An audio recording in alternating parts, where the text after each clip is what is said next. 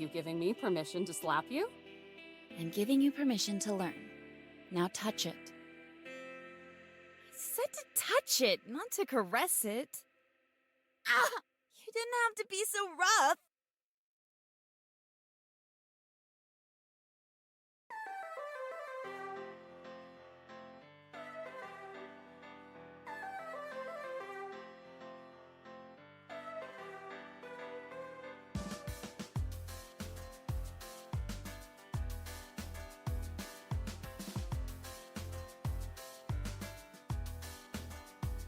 You know I love you lots, right? Of course I do! Love you lots too!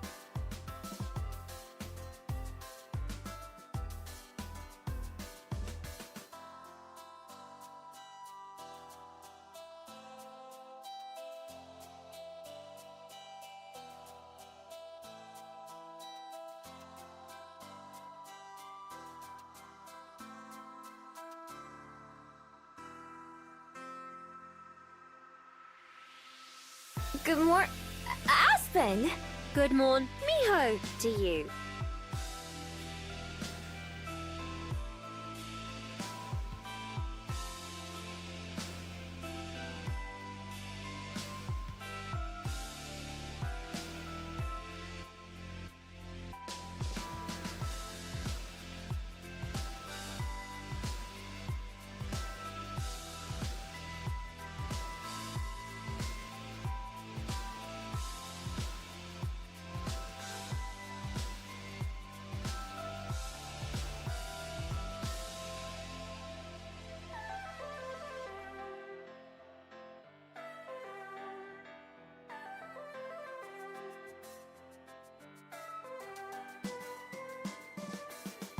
Hello there.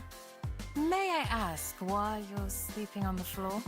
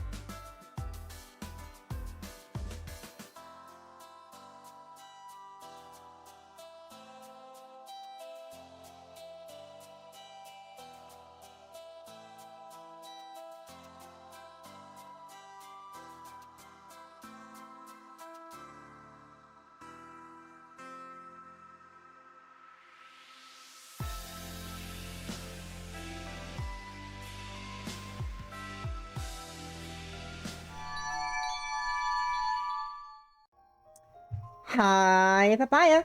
How are y'all doing today? Hi, Kikimi. Welcome in. Happy Sapphic Sunday. Well, I'll say happy. This game is a bit eerie. This game has a bit of an eerie atmosphere. But I am playing Eldritch Academy, as you can clearly see on screen. The very lovely, I forgot the exact pronunciation of their name because my brain is utter shit. It's Jackal Dragon. Jackal Dragon. You know, you think I prepared for this, but I thought I was not. But the lovely Jackal Dragon reached out to me about a week ago, actually. I think around when I finished the last, actually a few minutes after I finished the last stream, I think, like an hour or so after I finished the last stream last week of, I forgot what I played because my brain is utter shit. Fragile Feelings, another April. Another April. After I finished that stream, it was very coincidental timing. I don't think they were stalking my stream. If they were, horrifying thought that streamers stalk my stream. People would stalk my stream. Why? I imagine we're just constantly watching you. Every week, every day you're streaming. It's kind of insane. A weird thought. A weird thought. Can't understand. Who would do that? Who would want to watch this person play video games on the internet for many days, multiple times? Insane thought. Anyways, magistrate. Anyways, they reached out to me with the lovely proposition to play their supernatural thriller visual novel, Eldritch Academy, and I said, I looked at the Steam page, I said, Eldritch Horrors. And Yuri. Except not in that way.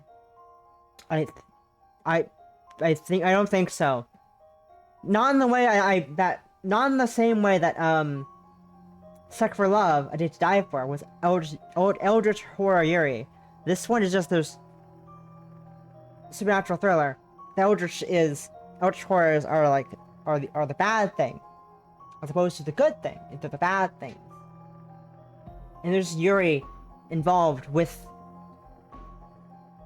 What am I talking? Why do people trust me to play their games? And why do people just watch me? Anyways, long story short, they reached out, said, "Hey, want to try our game? Want to play our game? I'm interested in streaming, in reviewing the Yuri." I said, "Fucking why not? Why not?" And here we are. It's now Sapphic Sunday, where I'm playing. Well, I will be playing once I stop yapping about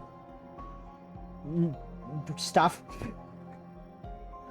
I'll be playing Eldritch Academy, and you can check out the game yourself. It has been out for a while. Check the game out yourself. It is in the pinned message at the top of chat. I gesture with my hands, as if you can see. You cannot see. My hands are not visible on stream. Well, technically they are when I flay my character around, but you know what I mean. You can't see what I'm gesturing out with my hands in real life. I do a lot of hand talking. I slap the desk with my ringed hand. It makes sound on metal on wood. Anyway, Eldritch Academy. It looks interesting. I think I've seen one of their other games kind of floating around on my Steam recommended, which is like, I recognized one of the characters. I mean, they're like, oh, I've seen this character before.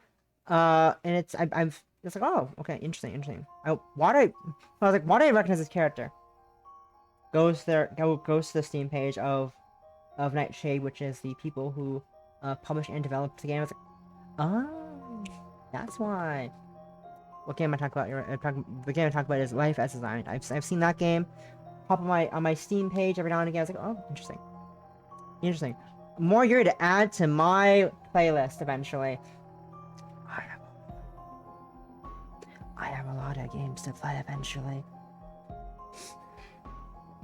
And I don't think I'm gonna get to all of them, and that's the scary part. That's the sad part. I don't have enough time to play all the Yuri unless I do the unthinkable thing and play them off stream and just play them for myself. Wow, imagine that. Playing games, not for content.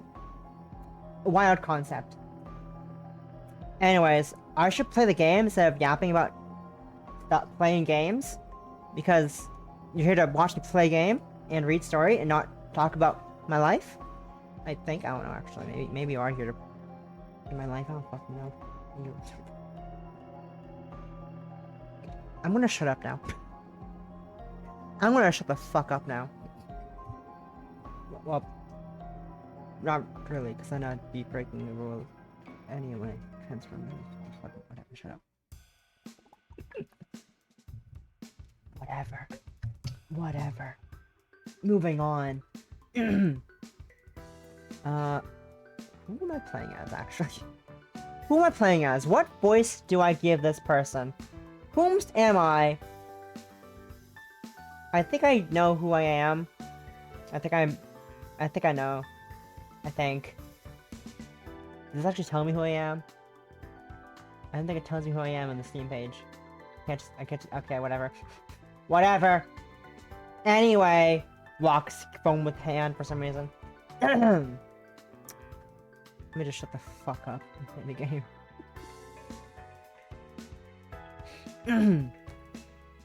Today's lesson is really dragging on. It's almost 3 minutes past the time we were supposed to get out. From here, we can use the value of x as the radius, giving us the area of the circle. Math. Ew. Mood. I hate math. Horrifying maths. Oh, it looks like we're past dismissal time. I'll write the rest of the answers on the board for those taking notes. After you've taken it down, you're all free to go. Finally! I stood up and stretched my arms. The other girls started to put away their books and group up before heading out. Okay, that's what I thought it was. That was what I thought it was. That's exactly what I thought it was. Okay. Good. I can deduce things from screenshots of the scene. Great job, me. I adjust my glasses and close my notebook.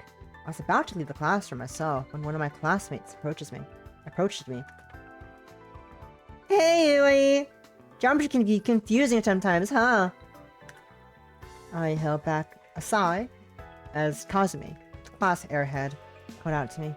It wasn't even a week into my first term here at Solana Academy, and everyone was already referring to each other by a given name. This is Japan. Where's the honorifics? Where's the... Anyways. Depends on whether or not you're paying attention. As long as you remember the formula. Formulea. What the... Oh, was that plural formula?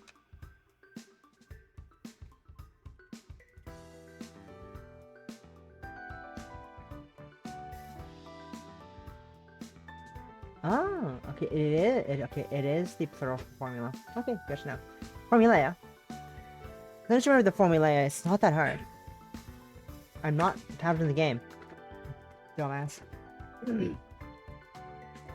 You must be better at this stuff then. These numbers just go over my head half the time. It probably doesn't help that she spent most of the day's class doodling in her notebook. Anyway, I'm gonna have my dinner with Misaki later. Wanna come with? We'll have some extra room on our table. Imagine spending my dinner with Kazumi and Misaki, and immediately felt sick in my stomach. Misaki may be our senior, but she seemed to know Kazumi from before enrolling here. This led to the awkward event during move-in last week that ended with them publicly agreeing to date one another. Just thinking about sitting next to them as they tried to outflirt each other made me want to gag. I'm sorry, I'll have to pass. I promised someone else already. Ah, the tried and true tactic of, I have other engagements to go to. Bye. Bye! I have made other plans! I have no plans. I'm lying out of my fucking ass.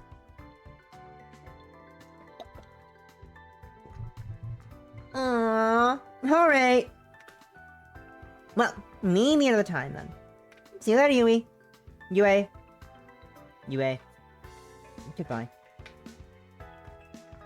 As Cosme left the classroom, an uncomfortable thought went through my head.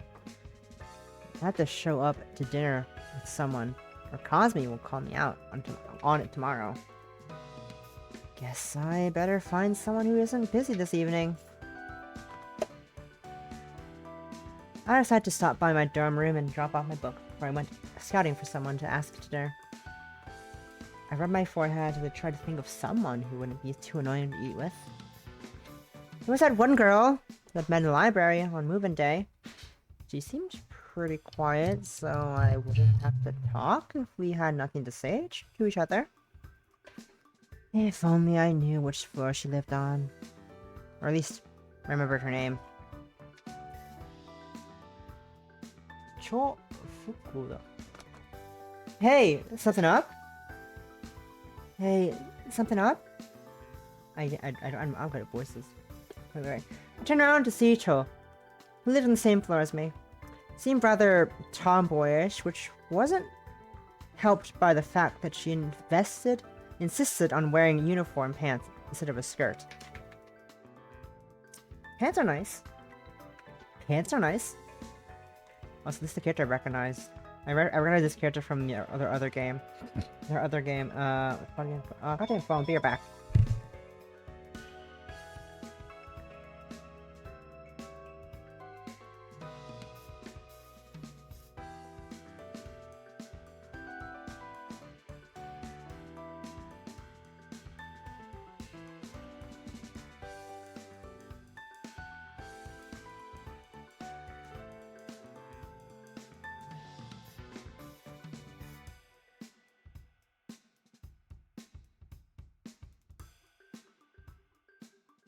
I return. I dropped my headphones on the floor. Give me a second.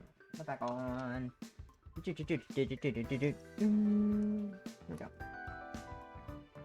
Yeah, I recognize this character from their other game, maybe. I forgot the name of it again, because I'm great at this. I'm great at this. Totally. Life as Designed. That's the game. That's the game. I recognize this character from design-wise, and it's... I don't think it's the same character. Might be wrong. I don't know. Maybe all the games are connected. That'd be fun. Actually, that'd be fun, actually. Be cool. Anyways. Anyway. I'm gonna pop a... They're back. Pop a throat. That's weird. Heyo. Heyo. Pop a throat thing. What a sentence to say. Out loud. With my whole chest.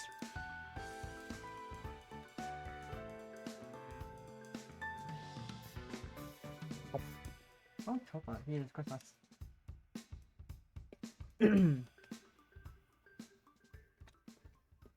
Alright. I tried to ignore the fact that some of her long hair seemed to refuse to obey gravity as well.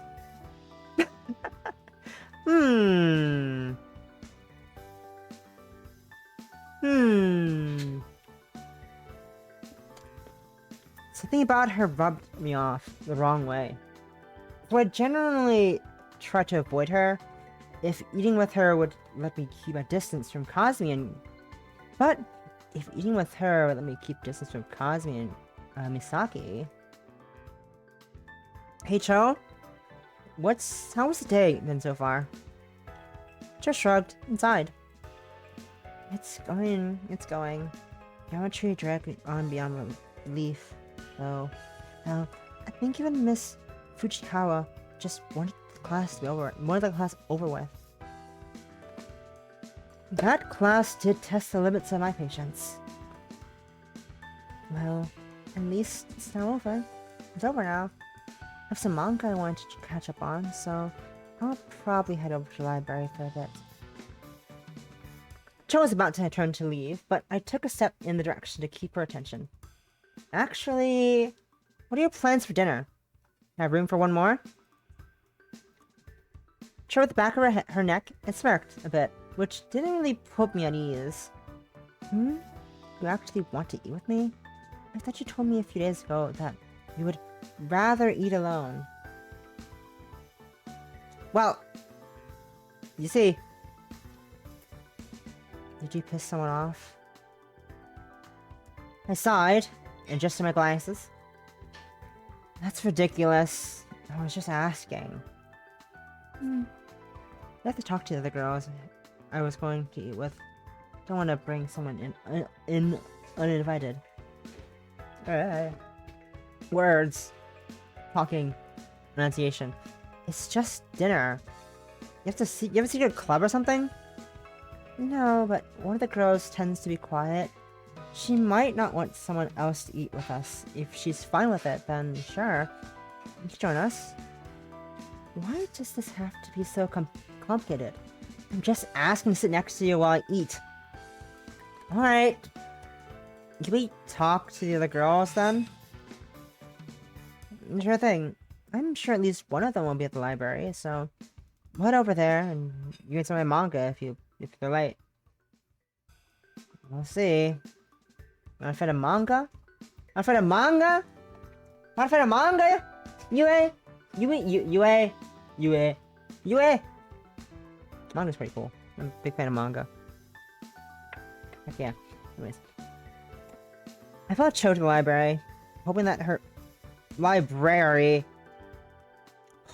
friend was feeling generous.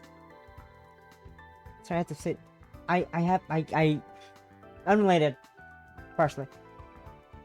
I spent majority of my life thinking that it was pronounced and spelt library with one R. It's library, and no one thought to correct me in my many years of living. Until I got to like high school or middle school and I realized, oh, it's library. Amazing. Anyway, to think, I'd have to rely on someone else to avoid being nagged by Kazumi. Maybe I should have just agreed to eat with her, then act like I was sick or something. The game's a bit loud. I'm gonna lower it a bit. Tiny bit. Just tiny bit. Joking. That's not tiny bit. That was a lot more than tiny bit, but tiny bit loud in my ear. Judging by the equalizer on here.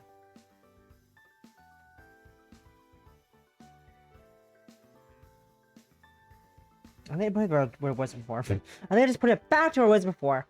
Whoopsies. But I'm gonna save. Oh. A vertical save system. Fascinating.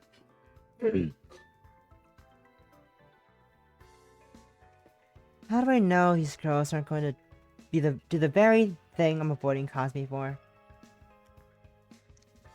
She's already here. That's convenient. She approached the girl with long hair that was reading something on a table. I noticed that she was wearing a scarf despite the fair weather. And also being inside a library.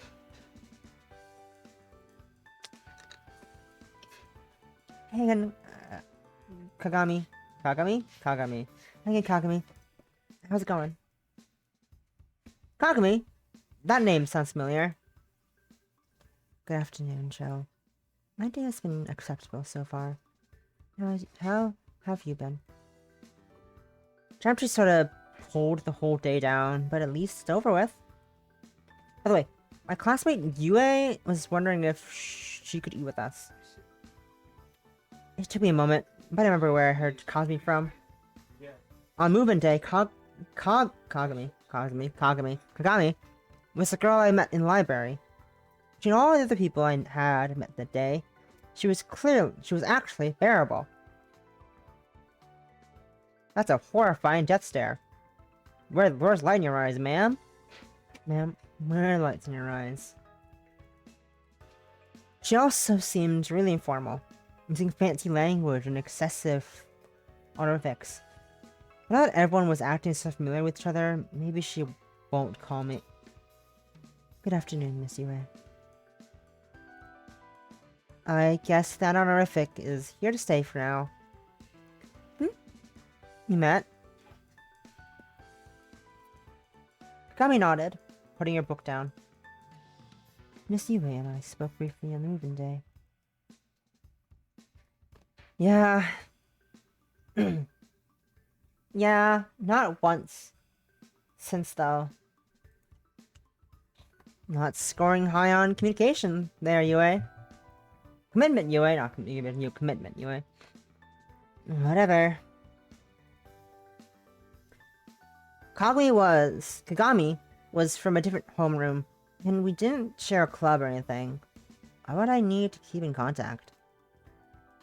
I would be delighted to have Miss Yui join us for dinner. Cool! In that case, we'll just have to wait for Alchemy to be around soon enough, I'm sure. Another name I felt familiar with, probably from a move-in mishap. Akomi. I think I ate with her when I was first checking out the dining hall. She had at least twice as much food as me and still stuck around for more. So, are you going to be with... So, what are we going to do in the meantime? I was going to reread a few volumes of Magic Girl Haruka-tan to catch up in time for the next issue. Suddenly, I felt something I knew about Cho was... Suddenly, I felt like everything I knew about Cho was shattered. Excuse me? Magical Girl Haruka-tan? You read that? Yeah? Is there a problem with that? You don't seem like the type. You're not girly enough for that kind of thing. Cho frowned, rubbing the back of her neck. That's a bit of a stretch to assume that. We've been in the same class for like a week. And not once did I ever... not once have I ever seen you do anything I'd expect from someone who'd read Magic Girl manga. Much less Magical Girl Haruka-tan. Cho may have a point. You have only known each other for a week, so her behavior isn't going to be easily predictable. I can't believe that even Kagami would side against me with magic. Blah. I can't believe even I can't read anything actually. I can't believe even Kagami would side against me with Magic Girl Haruka-tan involved. Ugh. Whatever. Forget it. Forget I brought it up. I can't English. Anyways, fuck it. So, I take it you aren't interested in joining me? I'll pass. I'll see if there's anything actually interesting here. Cho shrugged, apparently yielding the argument. Suit yourself. And we didn't see the other person at all. At all. Never mind. There it is. After an uncomfortable hour of reading in the library, Cho convinced us to go ahead to the dining hall and met Akomi there. Akomi. When we got to our table, other girls scurried up from behind us and laid 2 heaping trays of food on the table. Sorry, I forgot about the whole being in the library thing. I made sure to get everyone plenty to eat, though. I sighed as the girl sat down. There's no mistaking her. She was the same alchemy that I met on move-in day, and she certainly hasn't gotten any smaller since then. She's very tall. Compared to her. She's tall, compared to these two characters, who are shorter. About the same height as... Actually, maybe taller. I can't move my mouse cursor straight. I think taller. Yeah, I think taller. Or the same height. It's slightly taller. Good. Slightly taller. I say, wiggling my fucking cursor around as I move across the screen. Anyways. Look at this. I think you knew. Looking at this, I think you knew we'd have someone else with us today. Akumi noticed me and smiled widely, clasping her hands together. Oh! Yui! Haven't seen you much since move-in. You haven't seen... You aren't wrong there. I can't English word. I can't read shit. I can't read for shit. God damn it. I should get the game bigger. I'll make the game bigger for myself. Give me a second. The change capture settings to make this better. This one.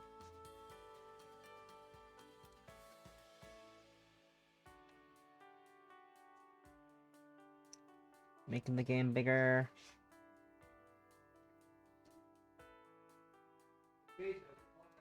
Too wide. Taller. I click out of the game by accident.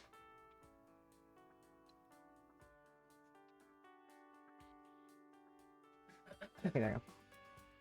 Maybe I have better reading now and make the game bigger. Who knows? Not me. That's who. Also, like you can see my cursor. You can see my fucking cursor. My right shower cursor. My right shower cursor. You aren't wrong there. If I wasn't so hungry, I'd pinch... Wrong fucking voice. Wrong voice. The sprite changed for a second. Kagami, the sprite changed like, oh yeah, it's Kagami talking. No, it's still Akumi. If I wasn't so hungry, I'd pinch those adorable cheeks of yours. I leant away from Akumi, scowling. It's a good thing you're hungry then. Akumi pouted, but it's pretty clearly faked.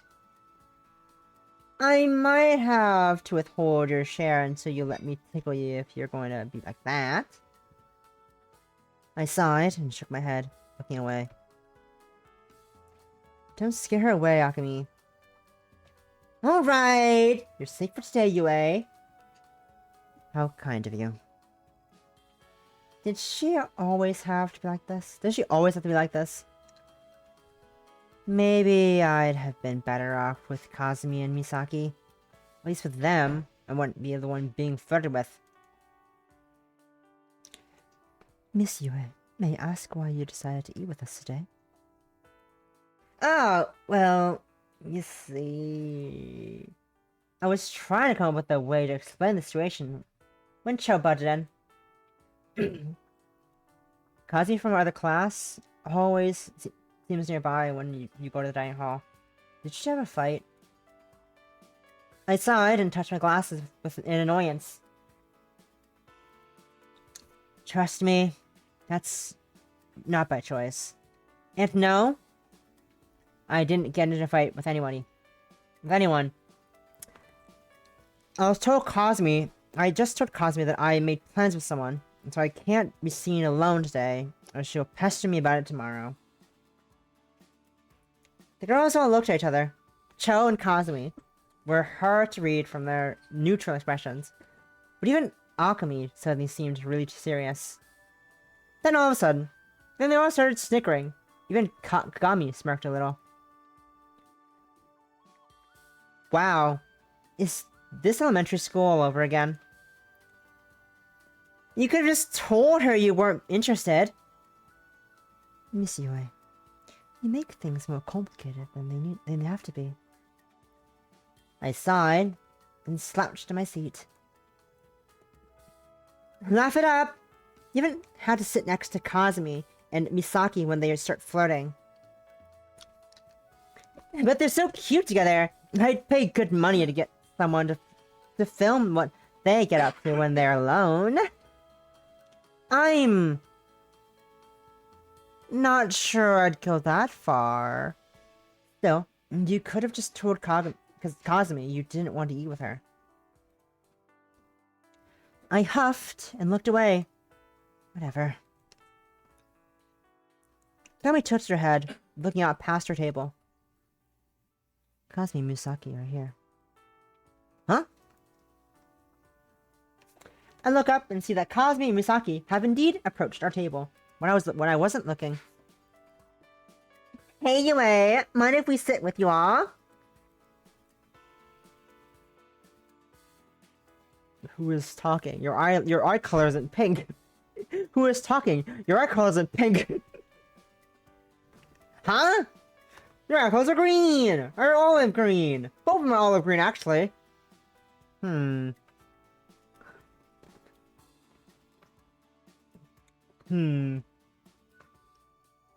Goth.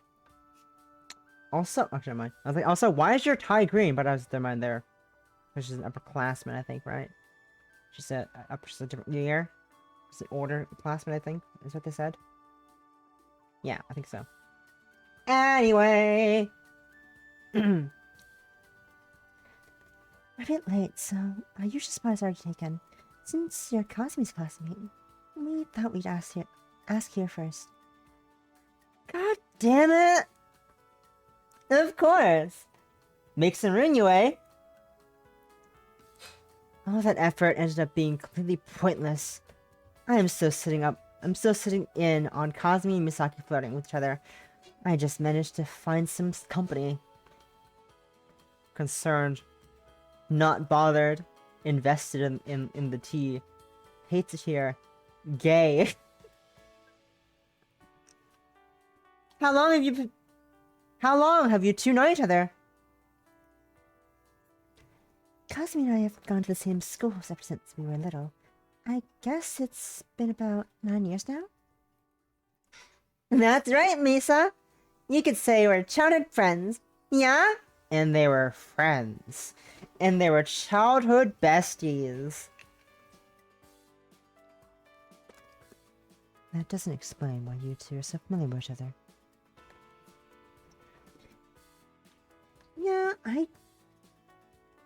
I don't know.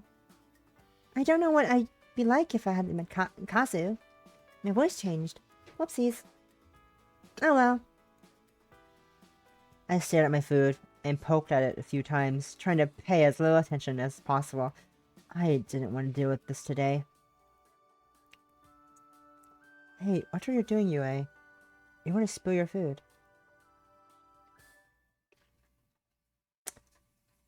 That was a tiring day.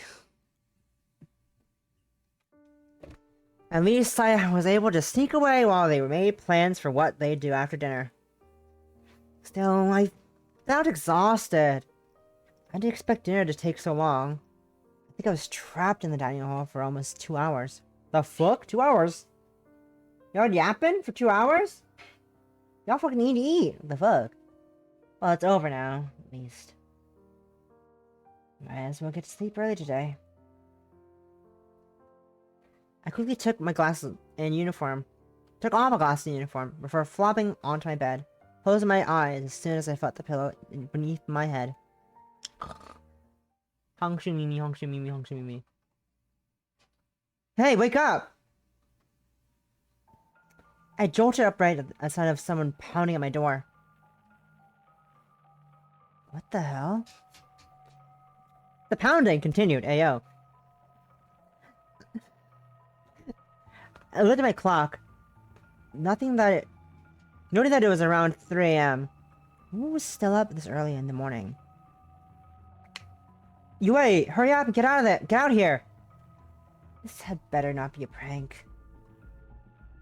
I stood up and put my glasses put on my glasses before unlocking my door, confronting the person who was disturbing my sleep. Of course it's you. Standing outside my room was a worried look on her, with a worried look on her face, was Cho. Cho.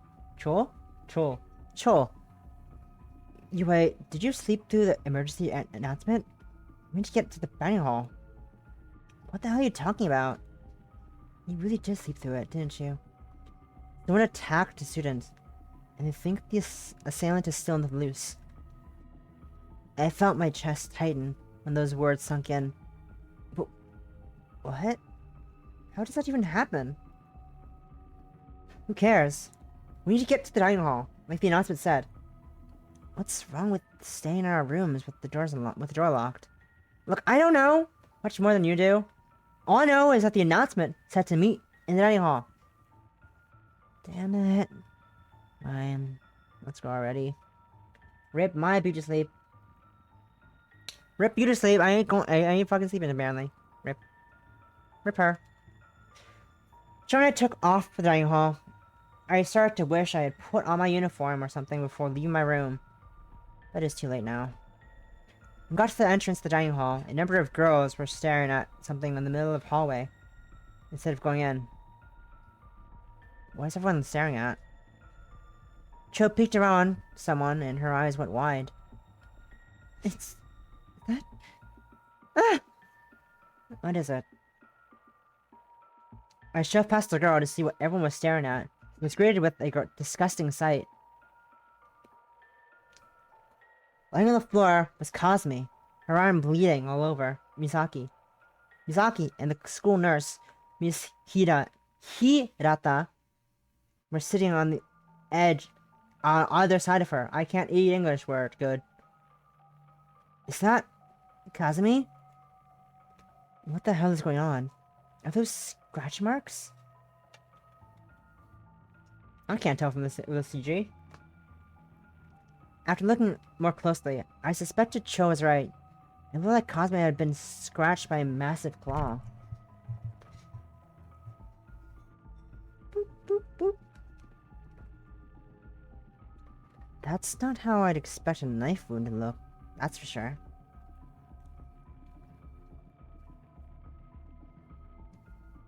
Stop gawking! Into the dining hall, everyone!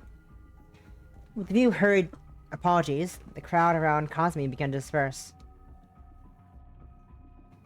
Cho rushed to Kazumi's side as soon as the crowd dissipated. I stepped towards her to try to pull her back, but she was too quick for me. Misaki, what happened? Misaki looked at the barely conscious Kazumi with tears in her eyes. I don't know. She was heading back to her room after being with me, but then I heard a scream. When I got to her, she was like this. I moved in closer and grabbed Cho by the shoulder. Cho, we should go to the dining hall. Just a minute, Yue. Whoa! I was about to pull Cho up and drag her away when we all were joined by Akumi and Kagami. The two of them moved past me and asked the nurse if Kazumi was going to survive. She's lost a lot of blood. If I can stop the bleeding and take her to the hospital, we might be able to save her. Is there anything I could do to help? If you'd like to help, call an ambulance. If you'd like to help, call an ambulance. We can get her out of here as soon as possible. We need to get her out of here as soon as possible.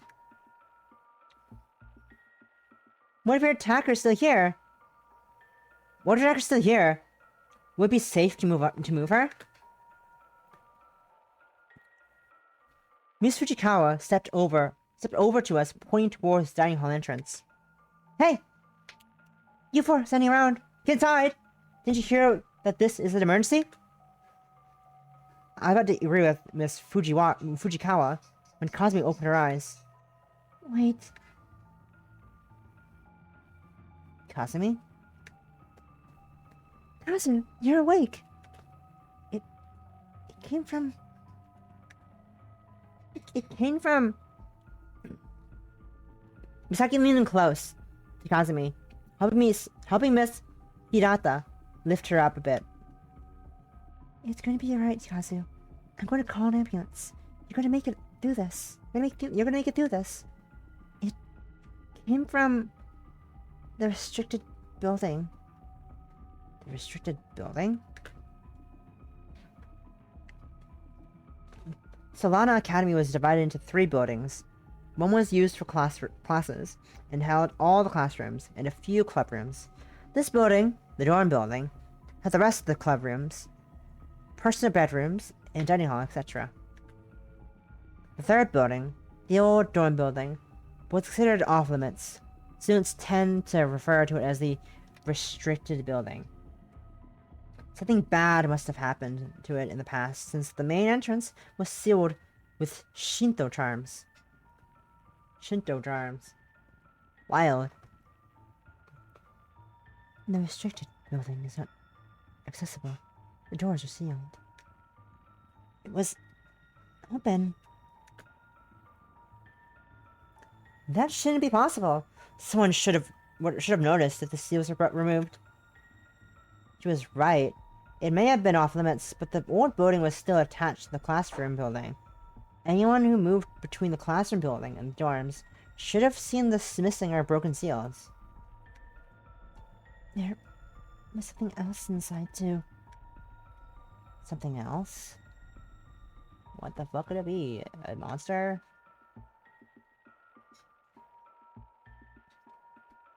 Miss Hirata, bring Kawamura out in front. Asahara, take my phone and call an ambulance. Yes. Miss Fujikawa handed Misaki her phone before turning to the rest of us. Do I need to remind you that we're under lockdown? The rational part of me wanted nothing more than to agree with Miss Fujikawa and just wait in the dining hall for this to end. But I felt like something was tugging at me, telling me that something was being covered up. That's a very good thing. Whee! Despite knowing that I regret it, I ran past Miss Fujikawa as soon as she turned to help Miss Hirata with Kazumi. Hey, where do you think you're going? I ignored the shouts behind me and kept running towards the entrance of the restricted building. When I stopped to catch my breath, I heard footsteps behind me. Hey, it's the gang. The gang is all here. I turned around expecting to see Miss Fujikawa, but instead it was Akemi, Cho, and Kagami. What the heck are you doing, Yue? Miss Fujikawa told you to come back. It doesn't look like you listened either. Miss Hirata sent us to retrieve you. I sighed and rubbed my forehead. Well, as long as you're here, let's check the restricted building's entrance. Then we'll head right back. Everyone was silent for a moment. Then a few nods went between the others as Cho looked at me. Let's make it quick then. I'm a bit curious too. I nod and lead the rest of the way to the restricted building entrance. As Kazumi has told us, the doors were open. The seals laid on the floor, torn apart. Or not. The floor's empty. Either way, not good. Who would want to open this door in the first place? Someone curious? That's never a good reason to do anything. Who said the person who opened this door? Who said the person who opened this had a good reason? We were quiet for a moment until Alchemy broke the silence. What sort of person do you think was trapped in there? Person? Someone must have hurt Kazumi, right? And she said they came from here. Kazumi said it came from here. It might have been a wild animal that was trapped inside. And that would explain the wounds that Cosmian suffered. Well, mission accomplished. Let's head back before Miss Fujikawa decides to expel us for being insubordinate. I was about to nod in agreement when I saw something shine a bit, just inside the entrance of the restricted building. Just a moment. I want to check something real quick. I walked over to the source of the reflected light and saw 4 strange-looking objects on the ground. I picked one of them up. It looked kind of like a flower petal, but it was hard as a rock. I felt a low hum in my chest as I rubbed the petal a bit. After a moment, the petal changed from its original grayish hue to the color that reminded me of my hair. Brown? What the heck is this thing? A few gasps from behind me caused me to turn around. When I saw it, I almost dropped the petal I picked up. Standing between us and the hallway leading back to the dorms was a monstrous thing. Its puny eyes stared at us through rows of teeth, too large for its mouth.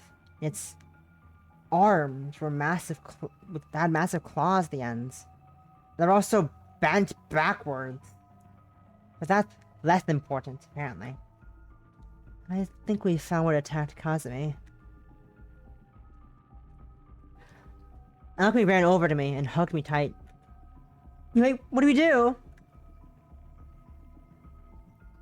Cho and Kagami backed away from the monster. With just a few steps, it managed to block us into the entrance. Block us into the entrance of the restricted building. I can't read. Any escape plans? We can flee into the restricted building and hope there's a way to evade it. Sounds risky. That low hum I felt in my chest returned, and I felt the petal I'd picked up vibrate in my hand. A sound like a whisper seemed to call to me. Hello there. Oh. May I ask Hi, why Possum. you're sleeping on the floor? Welcome in. How are you doing? Happy Sunday. You're just in time for shit to go down in this supernatural thriller visual novel. Yuri visual novel called Eldritch Academy. How are you doing this lovely Sunday? Hope you're doing well. Hope you're having a good one. I am vibing. Yippee, it's going down. It's going down. We're yelling timber. I don't remember the last lyrics at the top of my head. Because I'm fucking dumb. Yeah, things are up. Things are awesome. Yeah, hydrate. And hydrates.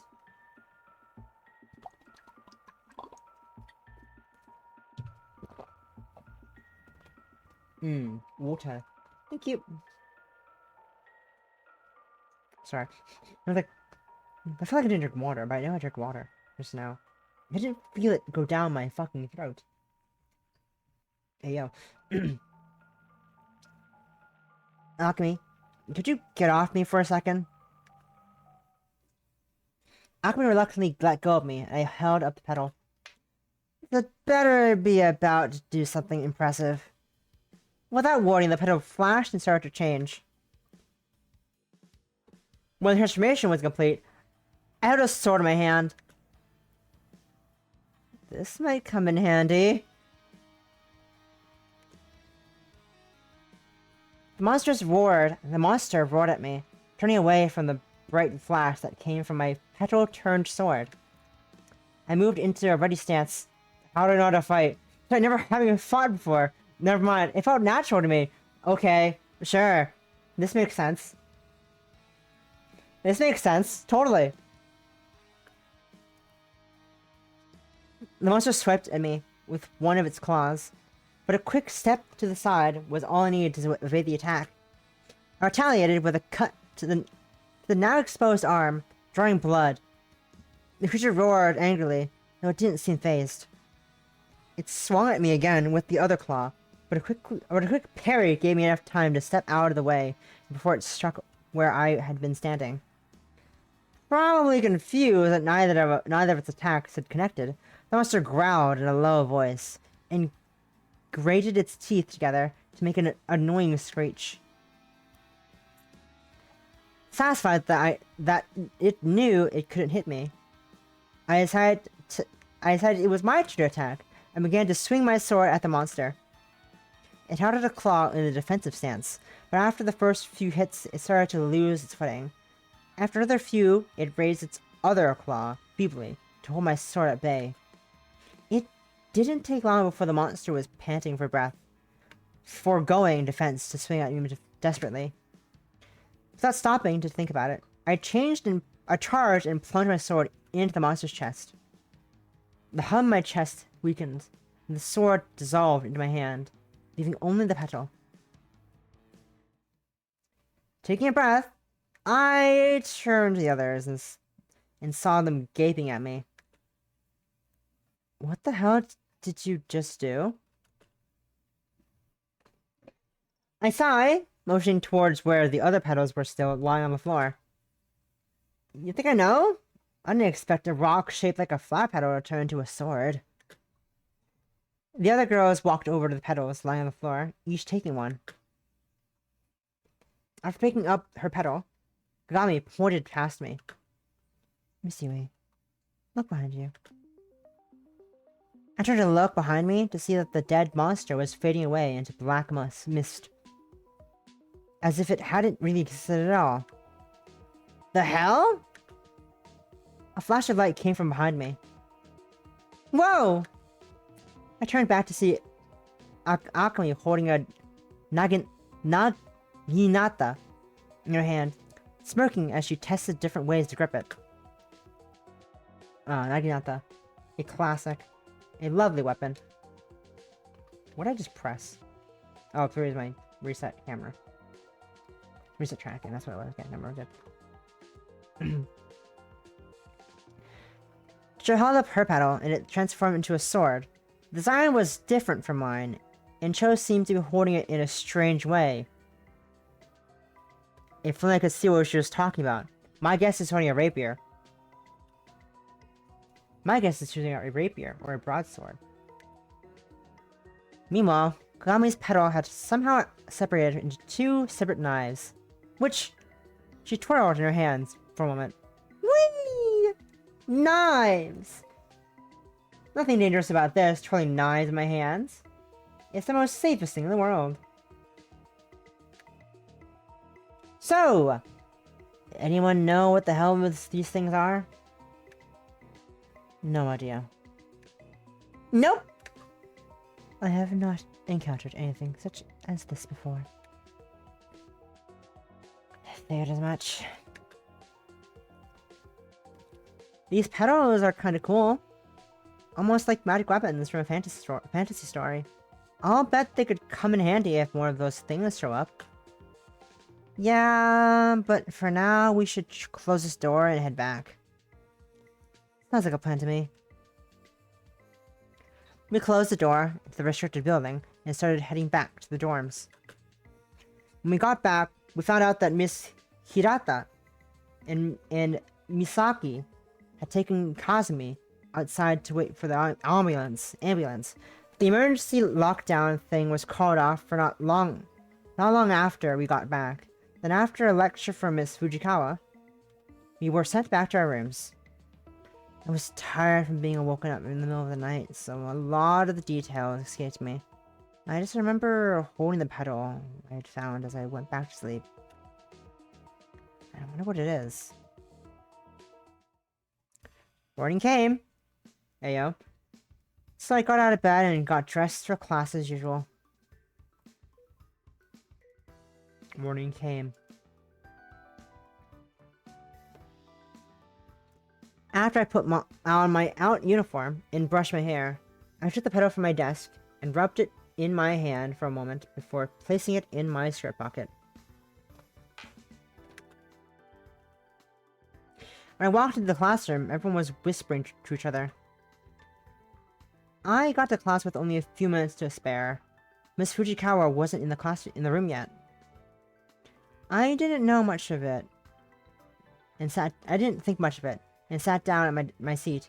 A few girls that sat around me looked at me from the corner of my eyes before going back to whispering with each other. I sighed and looked at the time.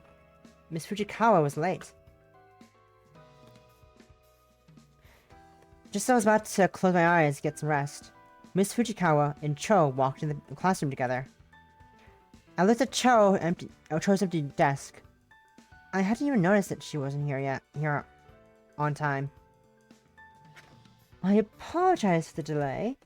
We'll get started with the lesson momentarily. Fukuda, if you take your seat. Right. Cho walked to her seat without another word. Miss Fujikawa locked eyes with me as soon as I turned my attention back to her.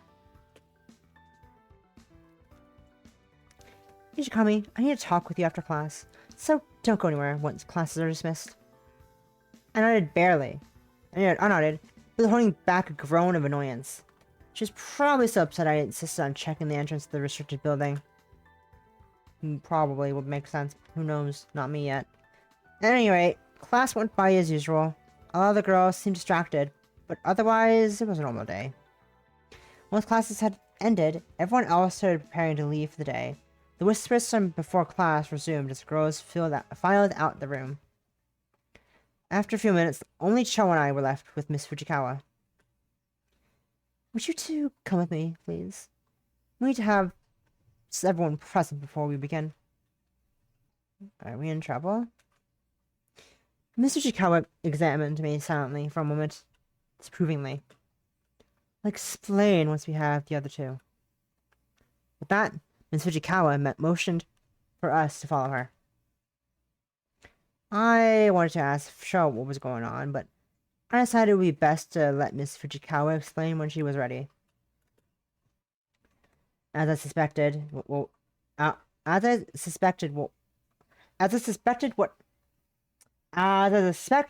was happening, Miss Fujikawa led us to Kagami and Akomi's homeroom. Two of them were waiting patiently outside the room, worried expressions on their faces. Mizaki? Nakayama, this way. Okay. Okay. The four of us followed Miss Fujikawa in silence. After walking down several hallways, we came upon an unused clubroom, which she directed us into. There was a table with 5 seats in the other side. In the otherwise sparsely furnished clubroom, each of us attentively took a seat and waited for Miss Fujikawa to explain what was going on, what was needed from us. After taking a seat herself, Miss Fujikawa took a deep breath and looked at me.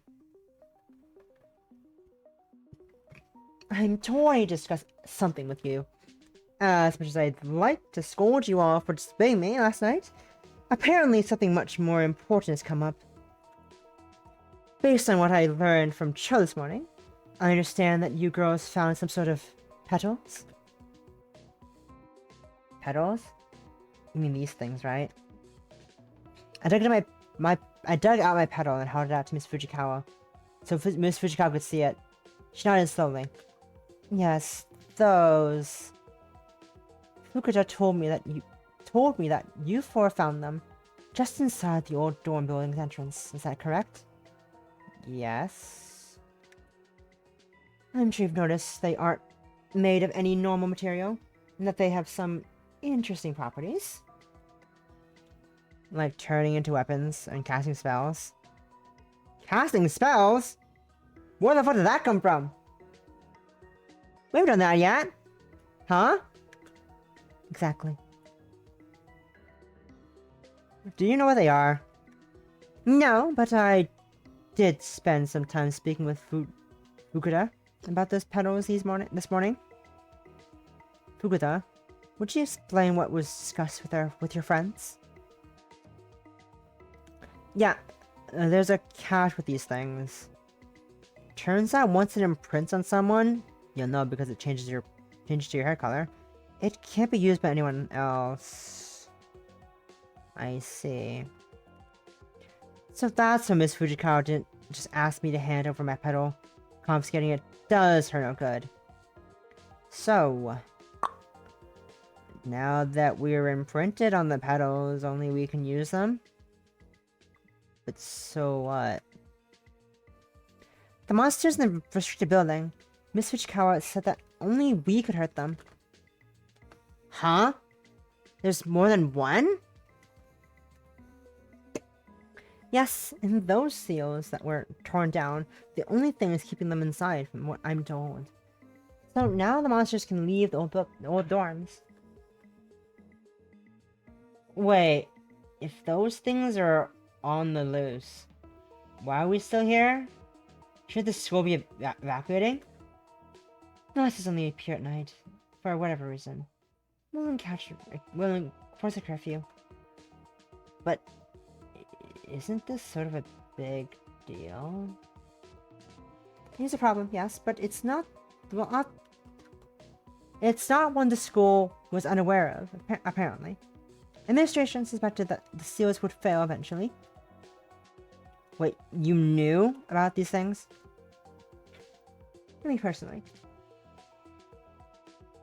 After yesterday, a number of previously secret regulations have been relayed to everyone in the faculty. The point is, things will continue as normal for the students, and you four could have went on as if this never happened, if not for you imprinting on these pedals. I was starting to see why Miss Fujikawa called us all here. I wasn't liking where this was going. We're going to have to fight the monsters. That is correct. Miss Fujikawa sighed. It's it hardly matters now. But if you hadn't insisted on exploring the restricted building yesterday morning, you wouldn't have to be held responsible for cleaning this up. For now, the best school can do to ease your burden is to help you with your new duty in protecting us from the monsters. What sort of help are you talking about here?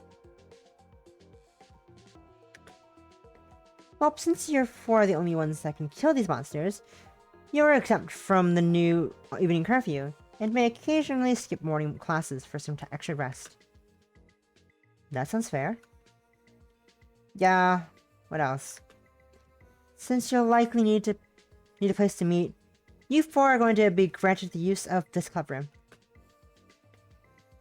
Don't clubs usually need at least 5 members? Yes, but we've noted this as a special case. Who'll be your advisor? Will you fulfill the role, Miss Fujikawa? In a sense, I'll be listed as your club advisor, but I doubt there's much I can do to help you. I held out a hand to Miss Fujikawa to stop. This was a lot to take in at once. Let me get this gay. Because we're connected to these pedals, we're the only ones that can stop the monsters. There's nothing else that can be done. It's that way. I really wish that we didn't have to give you four so much responsibility. But it's too late to change that now. I've taken enough of your time. I'm sure you four need to talk this over amongst yourselves. I'll be in my room or the faculty office if you need me. With that, Miss Fujikawa stood and exited the room. We all looked around at each other. Guess we have no choice, huh? It does appear that way. She leaned back and put her arms behind her head. Hey, Yue. Hey, you didn't have much trouble with one monster, she thought. We need to pace ourselves. Besides, the monsters only come out at night. We don't have to change the rest of our day too much. I guess you're right. Besides, this way, I get to spend more time with all of you. I sighed and rubbed my forehead. Wonderful. Got me rubbed her chin and thought. We should decide on a club name. Why? It's not a real club. That doesn't mean we couldn't have a name.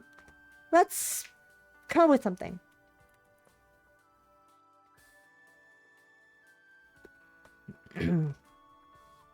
I sighed and lowered my head to think. Nothing came to mind. Give me a second. I need to go dehydrate. I'll be back in a minute. BRB, dehydration time. BRB. BRB.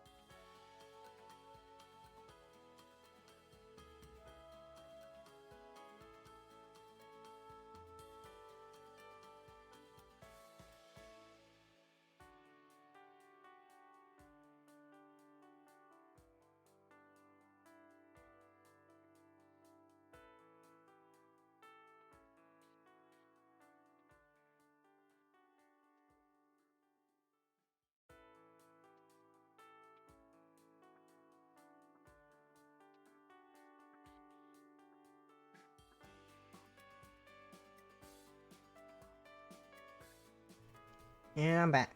Right, about that. Doing silly things.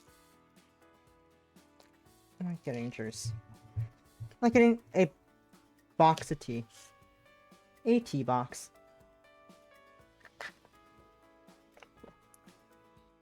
Chrysanthemum tea box. Anyways. Gaming. Gaming. I suddenly in my head to think. Nothing came to mind. I have an idea. What is your idea? What is your idea? Just sit up and held up a fist. We could be the demon killing brigade. Remember one voice. We could be the demon killing brigade. I almost cringed when I heard her say that. Are you serious? Are you serious? Oh, that sounds cool. We got that. Hold on. Did no one even have any idea? Kagami? Please?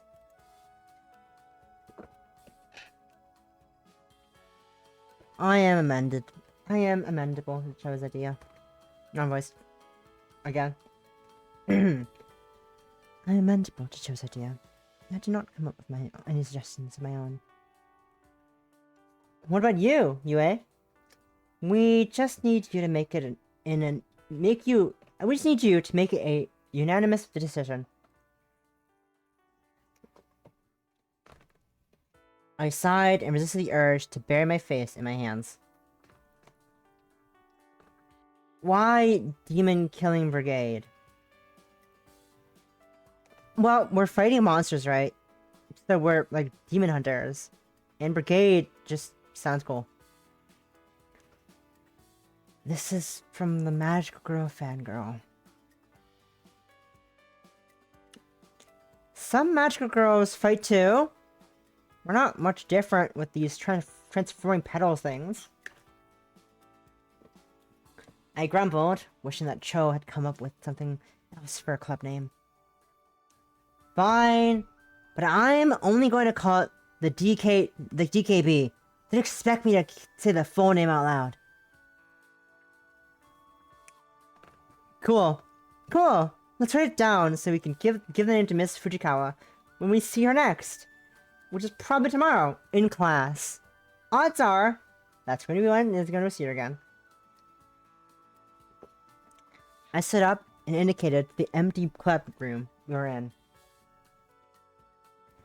We should bring a few supplies in for when we have meetings. Their job is to keep the monsters in the restricted building. We should meet every night as the sun is going down. I like that plan. It does sound feasible. Sounds good to me. Alright then. We'll take this day off to prepare the club room. Starting tomorrow, we need to get serious. Yeah, we'll take a day off from the monsters that will appear at night. You know, if they just show up at night tonight, that's not my problem. People can die. I don't really care. That's not my problem. It's our day off. Yue, please. Think logically. No, that's not how this works. You can't take a day off from monsters that come out every night. Please. Please. Yue, please. I liked how they all agreed to go along with my plan, heading out to bring their contributions to the club with my permission. If I was going to be forced into a club, I might as well be the leader. I might as well be the main character, protagonist. Act 1! I need to press a button. Class was a lot quieter than usual today, as lots of the girls seemed on edge.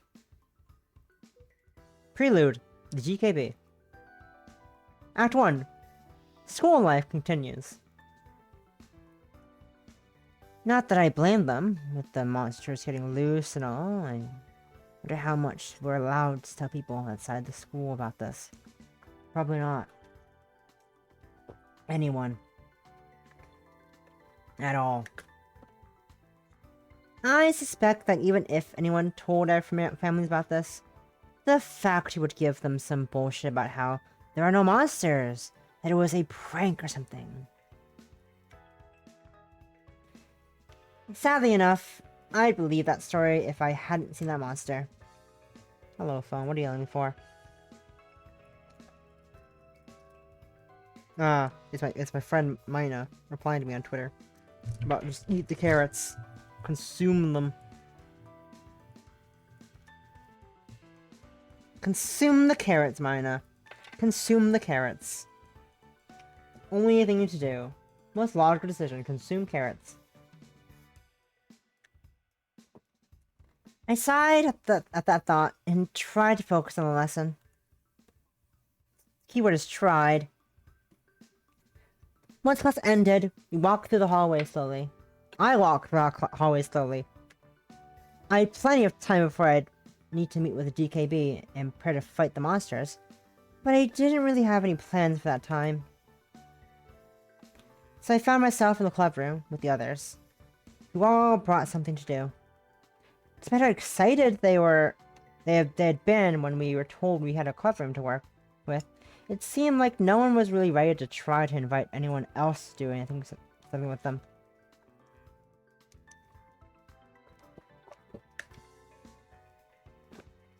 Sighing, I went over to Kagami, who was sketching on a notepad of some kind. I'm stumbling all of a sudden. I don't know why.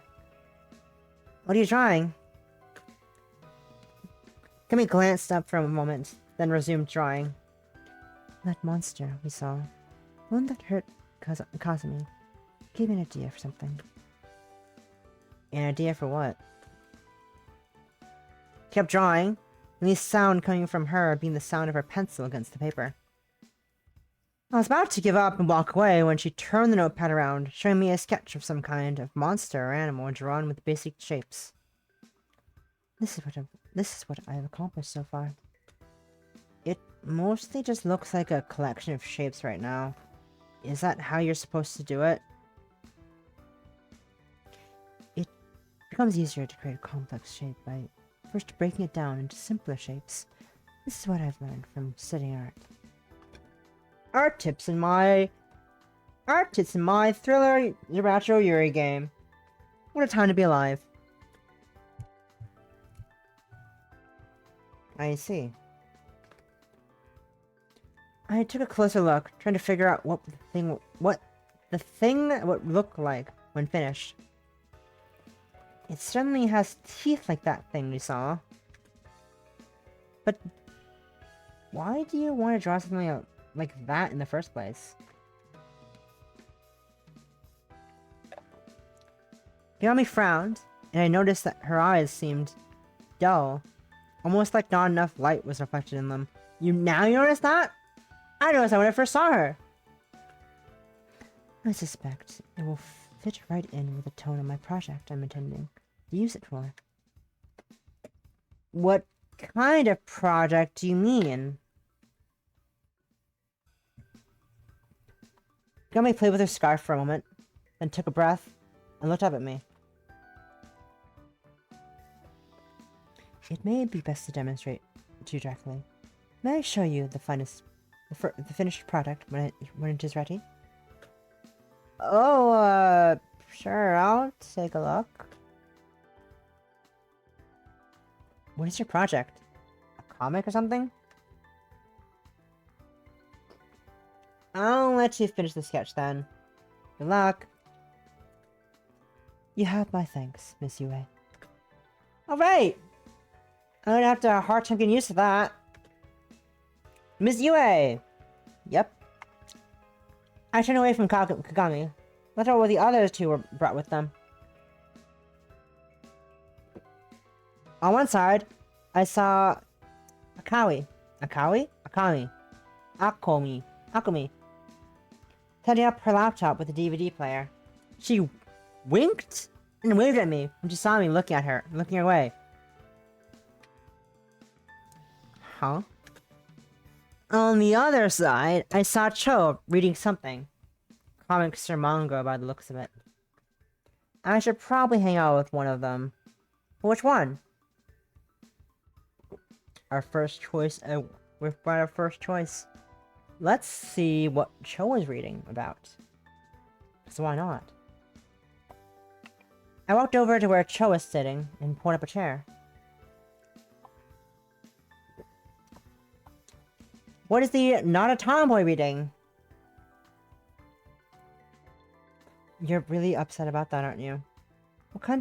What made you think I was a tomboy? The uniform is a good start. And I see you're still wearing it even outside of classes.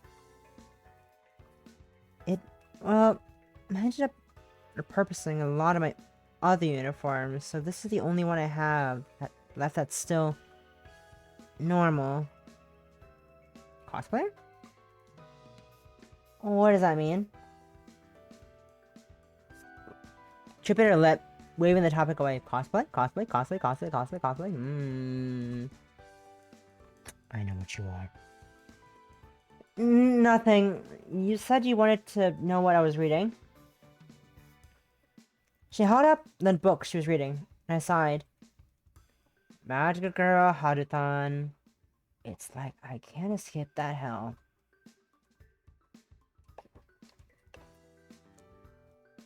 Cho grimaced, pulling the book closer to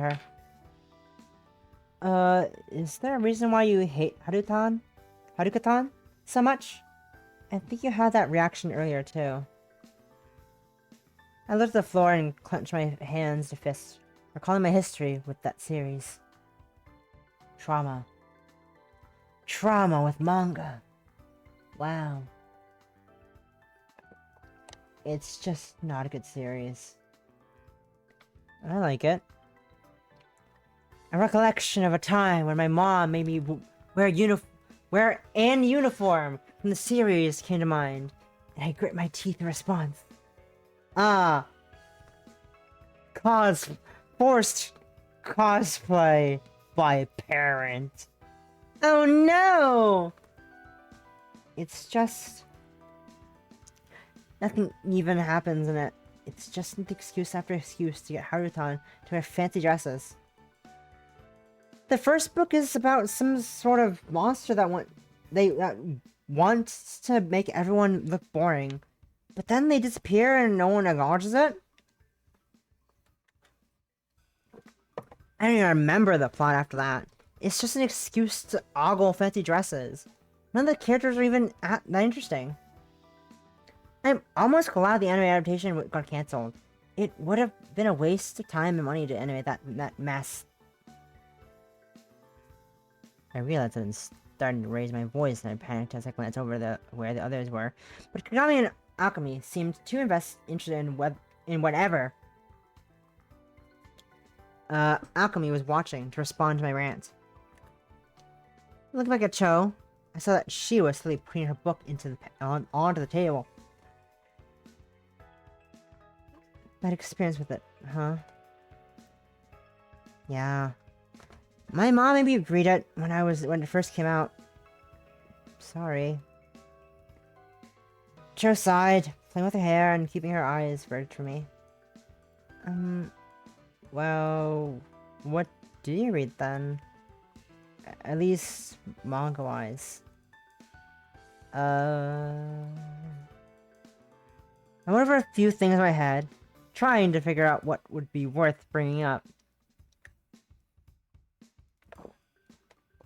Salvation Vigilante was a good one. Charlatan and the Elf was also good, but it changed a lot from the novel version. I can try to see if I can find those and give them a shot.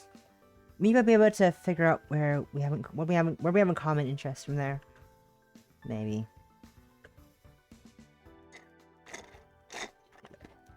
After that, it was nearly time for dinner. We ended up going to get food together. All of us probably thinking about what we have to do tonight. Eldritch Academy. And you press a button to confirm. I headed to the DKB, or I said DKR, DKB club room. When the sun started to set outside. Before long, the rest of the DKB had arrived as well. So, everyone ready for this? As ready as we can be, I think. Have any of you made sure our pedals still work? I can read at a normal pace. Yeah. Totally. As if she'd been waiting for someone to say it, she held up her pedal and transformed it into her sword. Mine seems to. I backed away a step and scowled at Cho. Hey! Warn us before you swing that around. Cho nodded, with an awkward look in her face, lowering the sword. Sorry, didn't mean to surprise you. I sighed and fixed my glasses. Anyway, it seems our pedals still work. That's good. I was a bit worried they might not work when we needed them, though. Not worried enough to check your stuff, apparently. Are we ready to go? Kagami crossed her arms and frowned. I have a question. What is it? I was thinking, perhaps we should split into teams when we explore the restricted building. That might help us search the area more quickly, now that you mention it. But would that be safe? If we got into trouble, it'd be just 2 of us against whatever we find. We'll all still be in the same building. If one group gets in trouble, the other can come over to help. Besides, if we all group up, we have to just watch the entrance the whole night, or a monster might slip past us. I nodded, considering the options presented so far. That too, since only we can fight these things, we don't want to let that happen. Yeah, that'd be bad. I think I'm seeing why this might be a good idea. So, we're all in agreement? I nodded. Akumi and Cho also seem to be alright with the plan. That sounds like,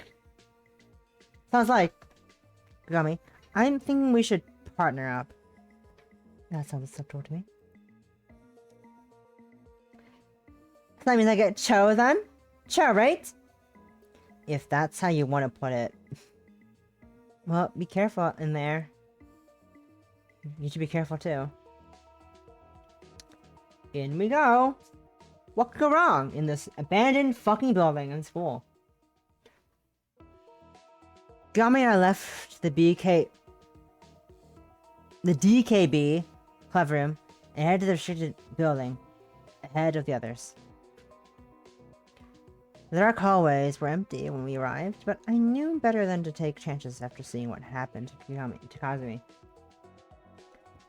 Keep your weapon at the ready, Kagami. Kagami? Yeah, Kagami. Acknowledged. We transformed our pedals into our weapons and headed deeper into the restricted building. Silence hung over us as we explored the hallways.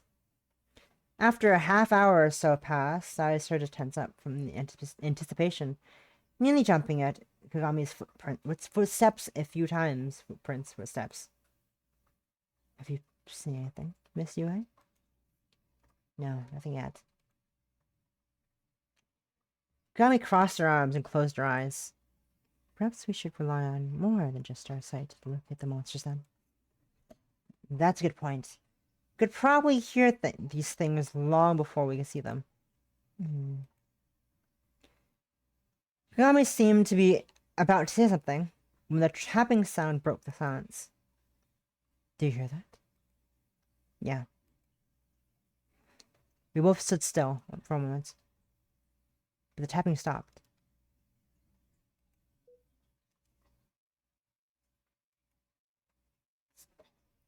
We should proceed with caution. I nodded and held my sword at the ready, looking around for any signs of where the tapping may have come from. After a few seconds, the tapping began again. I listened closely and looked up in the direction it seemed to come from. Above us was an abomination that looked like a spider with a human face. Only the face was distorted and expressionless, like a mask. Kagami, above us! Kagami looked up at the creature. After a moment, she nodded. It appears we've located our target. I thought a number of ice shards at the monster. I could do magic apparently, when we learned that. Aiming for its legs, so that it would lose balance and fall. While the projectile lodged into the monster's limbs, it didn't seem fazed by them. However, it did leap down on the floor after being hit. Without a word, Kazuya bounded over to the monster and sliced off one of its legs.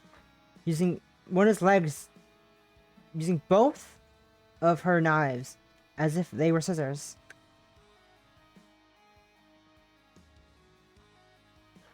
The monster swung another of his legs at Kagami in retaliation, but she spun out of range after the attack landed. I can English good, guys, trust me. I know English.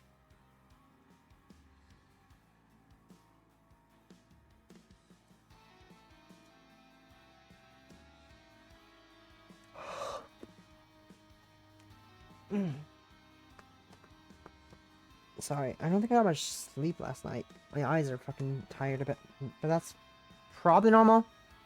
I don't know, I'm putting my water in my face, bear back. Now I press space. The legs are weak. Miss Yui. Let's remove them. I'm with the water in my face, bear back in a hot minute. Hot second, throw water in my face.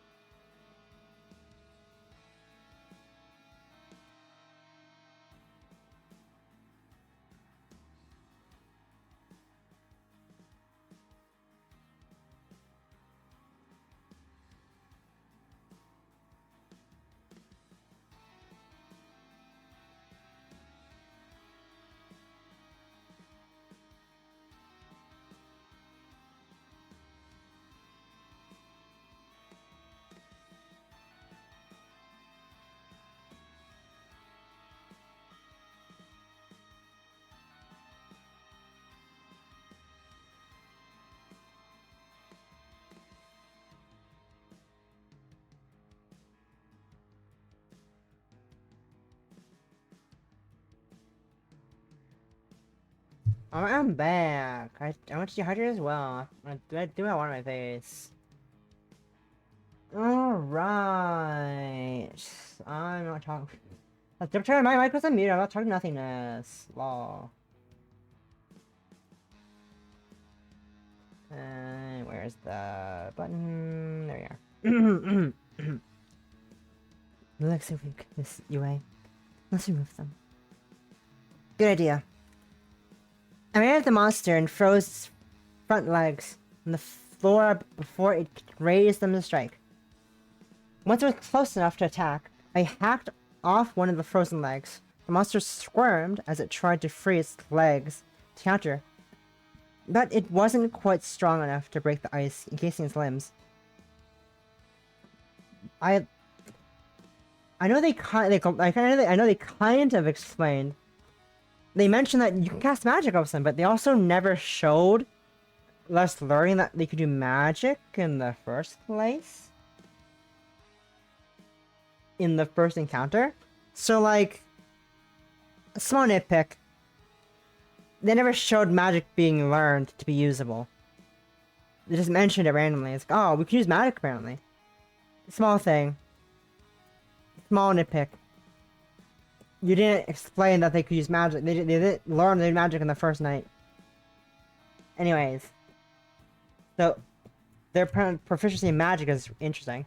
I guess maybe they could explain that, like, oh, maybe explain it later, but also, I guess they kind of just know how to do things, how to use the weapons, without knowing to use weapons, because they kind of had UA, be able to use the sword well, without knowing how.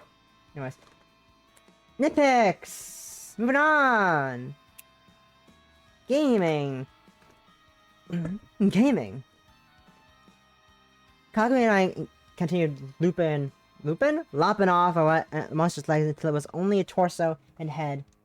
The mask-like face stared at us without any sign of emotion.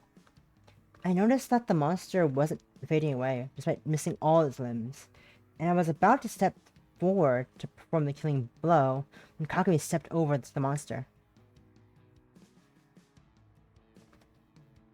Kagami cut the head from the monster in one swift motion, without any hesitation, but instead of falling to the floor, the head continued to float. The mask-like head flung itself at Kagami and shrieked. I flinched at the sound it made and wanted to cover my ears. I was about to fling an ice projectile at the mask to get away from Kagami, when she stabbed it with one of her knives and flung it away. The mask and its former body began to fade away. The memory of that shriek stuck in my mind. How did that not deafen you?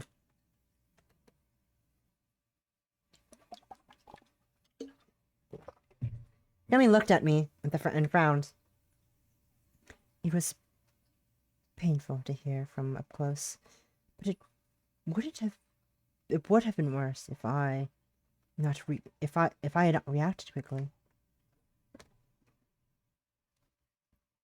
Kagami rubbed the side of her head, apparently not as immune to the monster's scream as I had thought she was.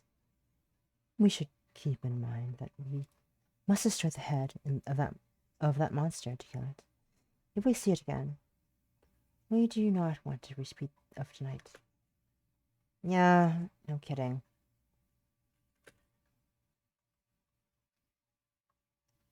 I adjusted my glasses and looked around for any sign of that another monster might attack. That was correct after the first time. I can't read English. Well, let's get to patrolling. After exploring the hallways for a bit longer, Kagami and I headed back to the entrance. Once everyone was back from patrolling, we all headed back to our rooms for the night. Eldritch Academy. Misako was waiting for me just outside my room when I was on my way to class. She was leaning against the wall, looking at her feet. I was about to walk past her when she looked up at me. Yui. Yui. I sighed and turned to face her. What is it? I need to go to class. I know, Misaki turned her face away from me. There was a faraway look in her eyes, as if she was looking at something in the distance. I was worried about Kazu. Do you know if she'll be alright? Why are you asking me this? Misaki sighed and looked at me in the eyes. I felt my chest tighten with frustration. Didn't she have classes to get to? I'm just worried about Kazu. I don't want to lose her. It's not like I can do anything about it, you know. Misaki's face hardened to a frown. Right. Sorry. Misaki looked at me for another moment before shaking her head and walking away. I sighed with relief that the competition was over and turned to head to class. Wow. I'm kind of an asshole. Lovely.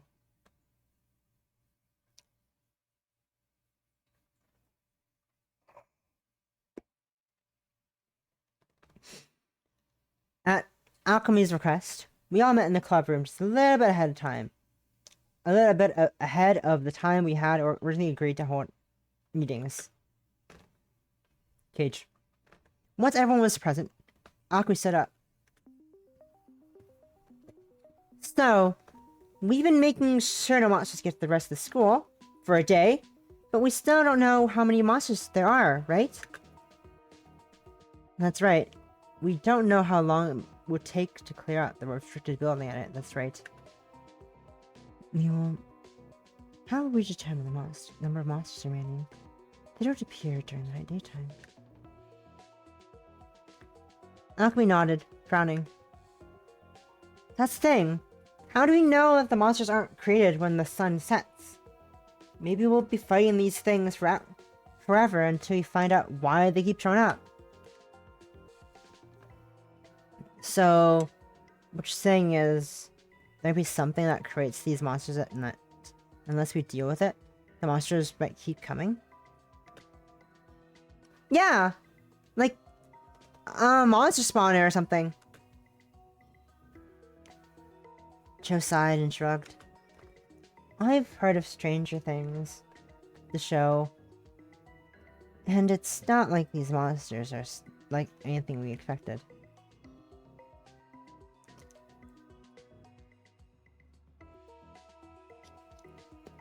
What if this monster spawner or whatever? What if this monster spawner or whatever can't be destroyed? What do we do then?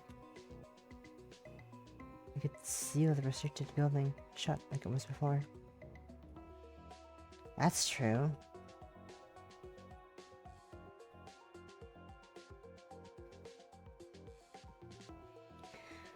That should be the last resort. We don't want to have to pass this problem onto someone else like it was passed on us. But it's still as possible. Still a possibility we have to consider. I can English good. Guys, don't worry. I can read good. I can read so well. Trust me. I crossed my arms and tried to think of what to do with the story. This theory.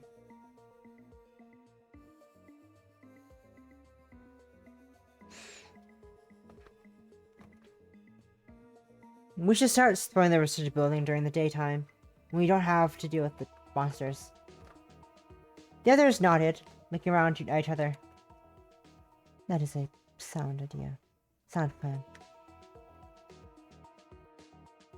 At least it won't be creepy during the daytime. Yeah, I'm behind that plan too.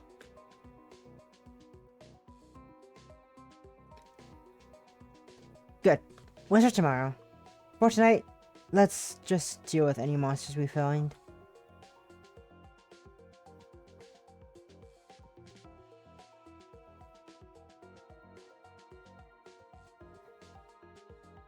Joe, you're with me.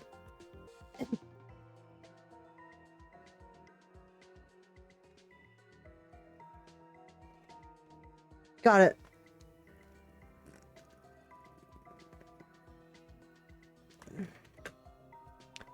I'll take Kagami then. Kagami then. Which floor should we patrol, Miss Yue? I just need glasses. Consider the question. Cho and I will take a look at the second floor. You and Akami can keep an eye on the first floor. just in case something tries to leave the building.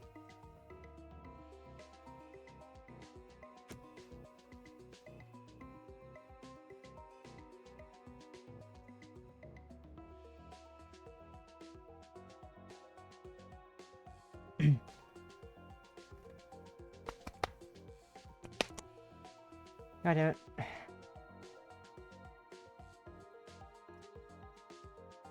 Understood.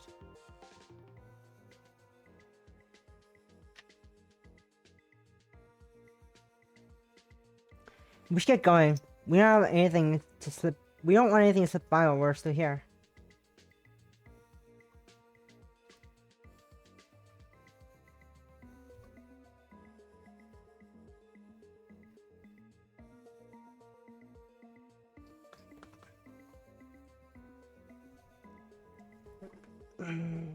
Sorry, my fucking brain is dying. I nodded and headed towards the door of the club room, taking my pedal from my pocket as I went.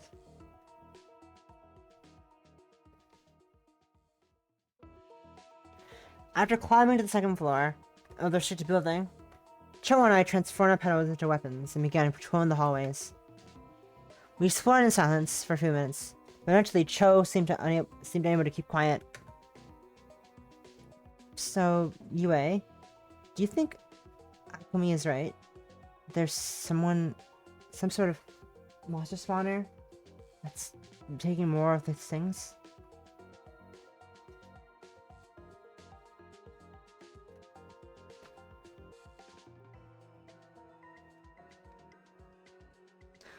Apparently, it's probably explain why these things keep happening, keep showing up.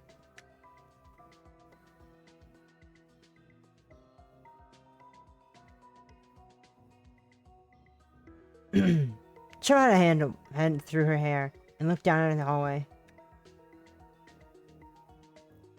That'd suck if there was some kind of thing that just needed some. That'd suck if there was some kind of thing that just makes more of these droids. I can read so well.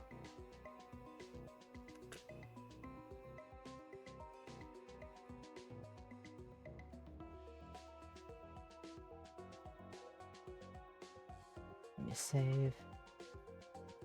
Saving's always important. I like saving. I can see it happening, but it seems like it'd be really tiresome to fight these things forever. Then we find a way to stop it from making more. You're making this out to be a big trouble with all that it is. Yeah, maybe. I mean, we can kill them easily enough. I can't be too rough. I can't be too hard to get hits of when we find the source. I can't read so well. Oh my god. More about this. The fuck?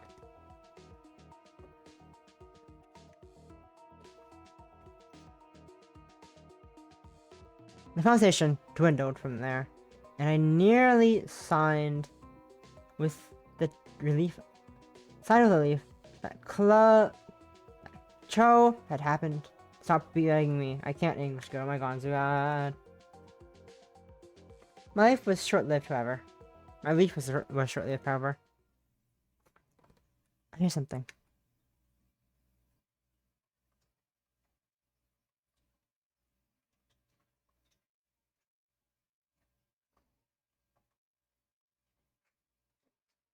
I'm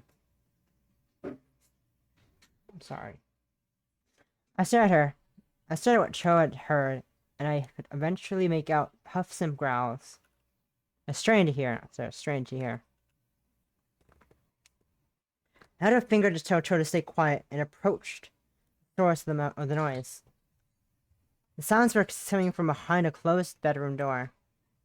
I nodded at Cho and indicated the door. Charged back. I grabbed the handle and tested it. When I found it was unlocked, I flung it open. I laid my sword to the ready, into a ready stance, and prepared myself for the monster.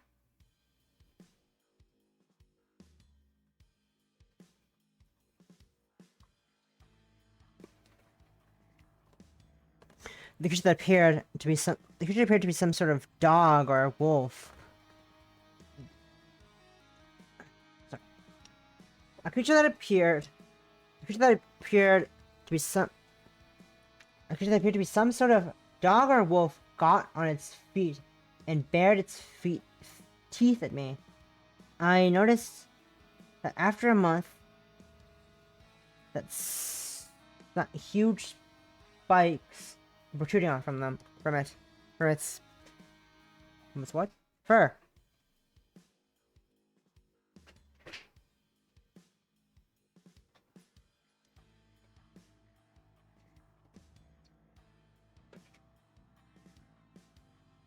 I have to murder myself again. Be right back. God damn it. Why am I so sleepy? The fuck? The fuck?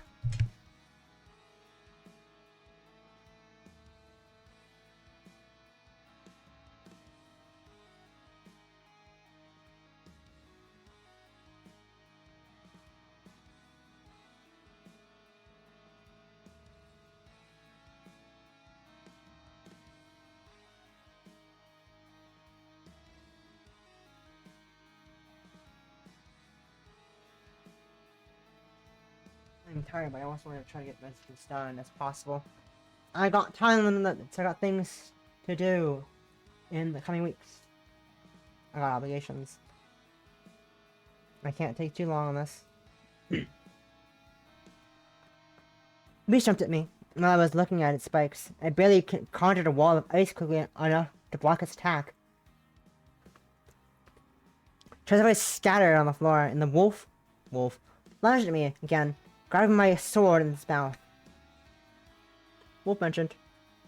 Trusted a bolt of electricity into the monster's hide. Surprising enough for me to pull my sword free. I took a step back and held my sword so that its point was facing the monster. The wolf growled and snapped at me a few times, but it didn't come within reach of my sword. She swung at the monster from the side, distracting it from me, giving me a chance to strike. While the monster was dodging Cho's attack, I froze one of its paws to the floor and flung my sword at its torso. The beast howled in pain. I pulled my sword out and stabbed the monster again, hoping to kill it before it could recover. The wolf's howl cut off short when I pulled my sword free the second time.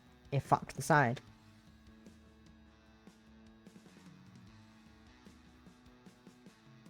Trying to watch the monster carefully until it began to fade away. Okay, cool, they killed it. Heck yeah. Well, another night, another dead monster. I took a moment to catch my breath and nodded. That better be all for tonight. One is plenty.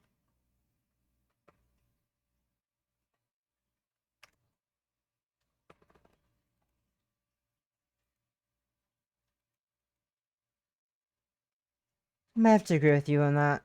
Agree with you there.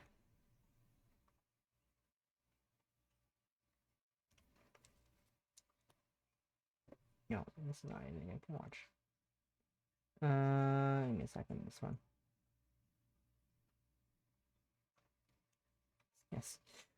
I turned from the room the monster had emerged from, and began walking down the hallway. Let's wrap up tonight's patrol. I want to get some sleep tonight. Mood. We spent another half an hour or so checking the hallway again. Nothing else attacked us. After we finished, we met with Akame and Kagami at the restricted building entrance and called it a night.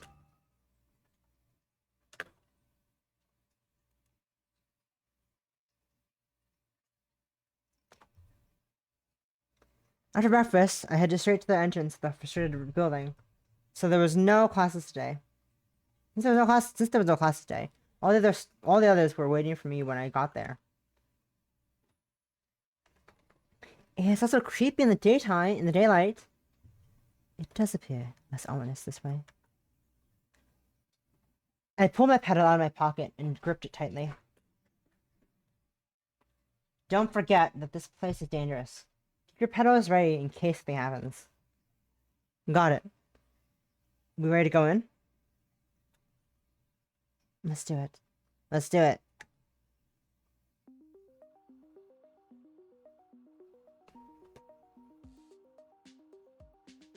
Oh, sorry. Big yawn.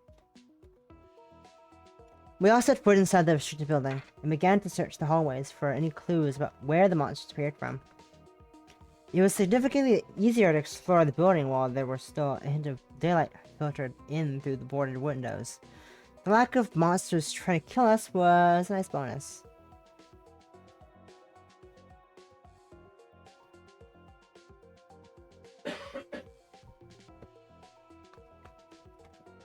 Why doesn't one of the monsters try to break through the window? They're boarded up. They're boarded up. The wood looks untouched. I have a closer look at the boards Akami is inspecting. See no claw marks or any other signs of attempted destruction. I moved to the window. That's strange. I don't remember seeing any Shinto ceiling charms on the outside. Maybe there's some charms. Maybe there are some other charms at work. Like blessing. Or wood. Or something. Blessed wood.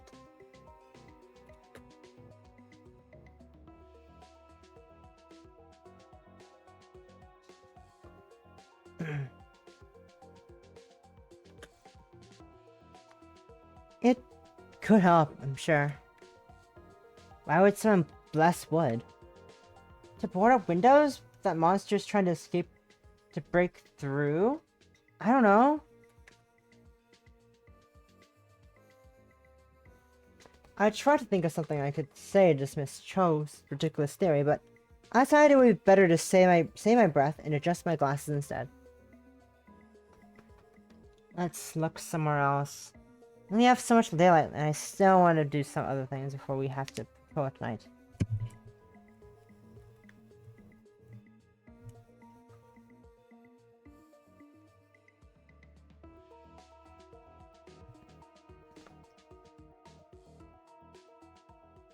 Okay, we're there already.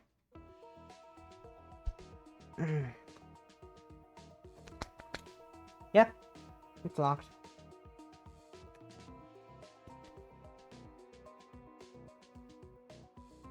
Do you think we should request the key to the rooms? Should they still exist?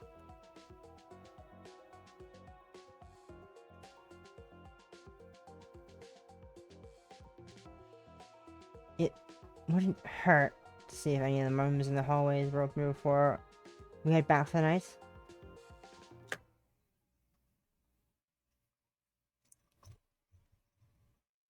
We made our way back down the hallway, checking each door, only to find them locked.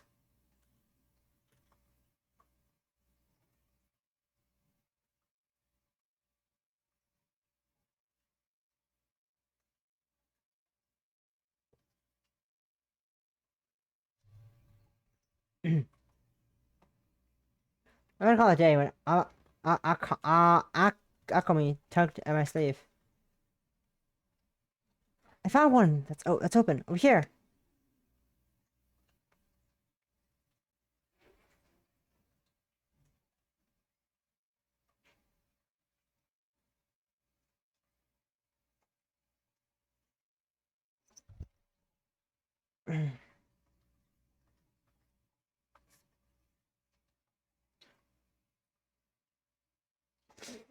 We went over to where Akami found the open door, and quickly became apparent why it was open.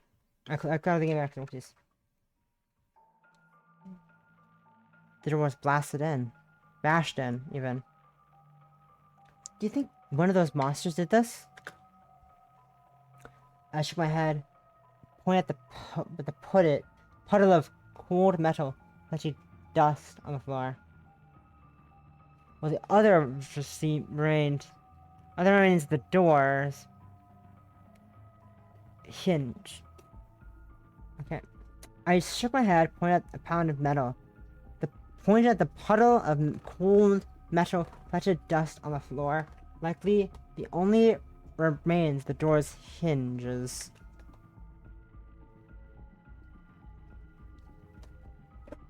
We've been seeing many things that melt the hinges of the doors, have we?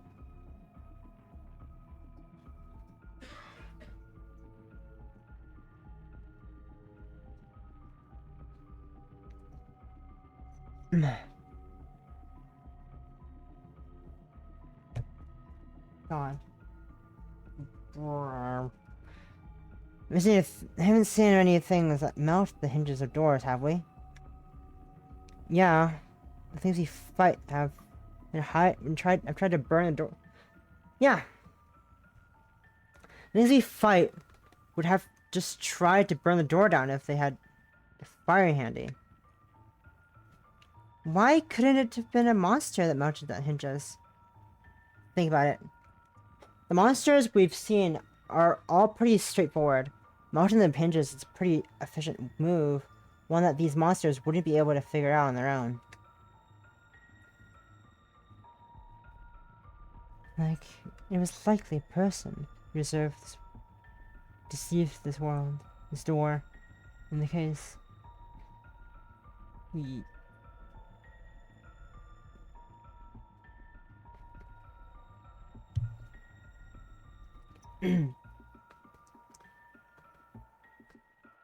God, I'm so bad. I'm so sorry. Fucking Jackal Dragon. This is horrible. I am so bad at this. I'm very sorry. I'm very sorry. I'm so tired. I'm tired. I can go on. I don't know why. My brain's fucking dying on me. For some reason, I don't know why. But I can get through this. I believe. I just spilled water myself because I was talking about drinking water like an idiot. LOL. So, it was likely a person who destroyed this door. In that case, it is almost certain that they used magic to heat the metal. You mean, it was someone like us? It's unlikely we were the first to find these petals. The real question is, why did they need to break into this room? In search of an answer, I entered the room, taking care not to trip on the broken door. Door on floor. Door on floor. Door on floor. The air felt thick inside the room. I felt like there was something that didn't want me here. I tried to shake off the feeling and walked over to the sheet draped over something in the corner. I pulled off the dusty sheet and almost gagged the dust and the scene underneath the sheet. A gross skeleton sat against the wall, curled up into a fetal position. Her clothes were ragged and decaying, barely recognizable as a school uniform. Freaking hell! I heard footsteps behind me, then a few gasps. Is that a body? What does it look like, Joe? Oh my god! I coughed up some of the dust and cleared my throat before turning to the others. We shouldn't be so surprised. We knew that this place was sealed off for a reason, so we had to expect to find previous victims at some point. Still, didn't we just figure that a person broke into this room? Because that would mean that this girl was murdered by something, and not by a monster. I felt a chill, then I realized the implications of Cho's observation. We've explored enough for today. Let's sit back for now. I'll ask about keys to the other dorm rooms. Should we not explore the room further? We'll do that another day. For now, we need to take a break. We've only been here for like an hour. Cho, do you really have stomach for finding more bodies today? I'd be glad to stay and watch you vomit, but we still need Yuri for tonight. Cho seemed a bit surprised at my outburst, but after a moment's hesitation, she nodded. Okay, fine. We'll just go then. We'll try again another day. I didn't wait for the others before leaving the room and heading back to the main buildings. I didn't want to mention it to the others, but the skeleton we found had the shattered remains of what looked like one of the petals in its hand. Did someone get jealous of the girl and try to kill her to see the petal? No, that doesn't make any sense. Whoever broke down the door had to have a petal themselves. No one brings tools and metal into a school dorm. So why was that girl killed?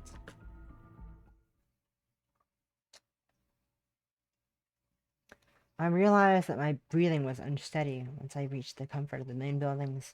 I stopped to take a few deep breaths. That was way too much excitement for stay. Eldritch Academy.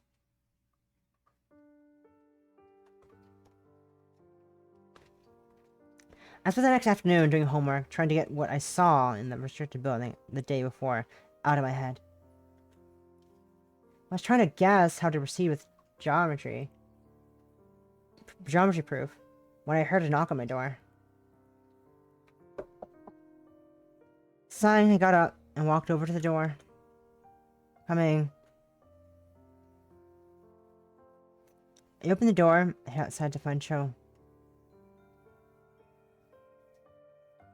Hey, Cho. Sorry, where was? Hey, Yue.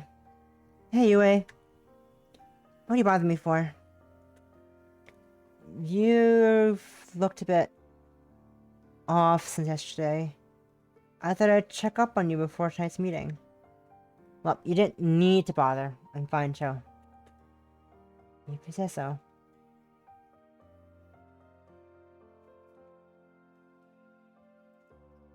Cho ran a hand through her hair and sighed. Well, I guess I'll see you tonight then. Cho turned to head back to her room. I shrugged and went back into mine.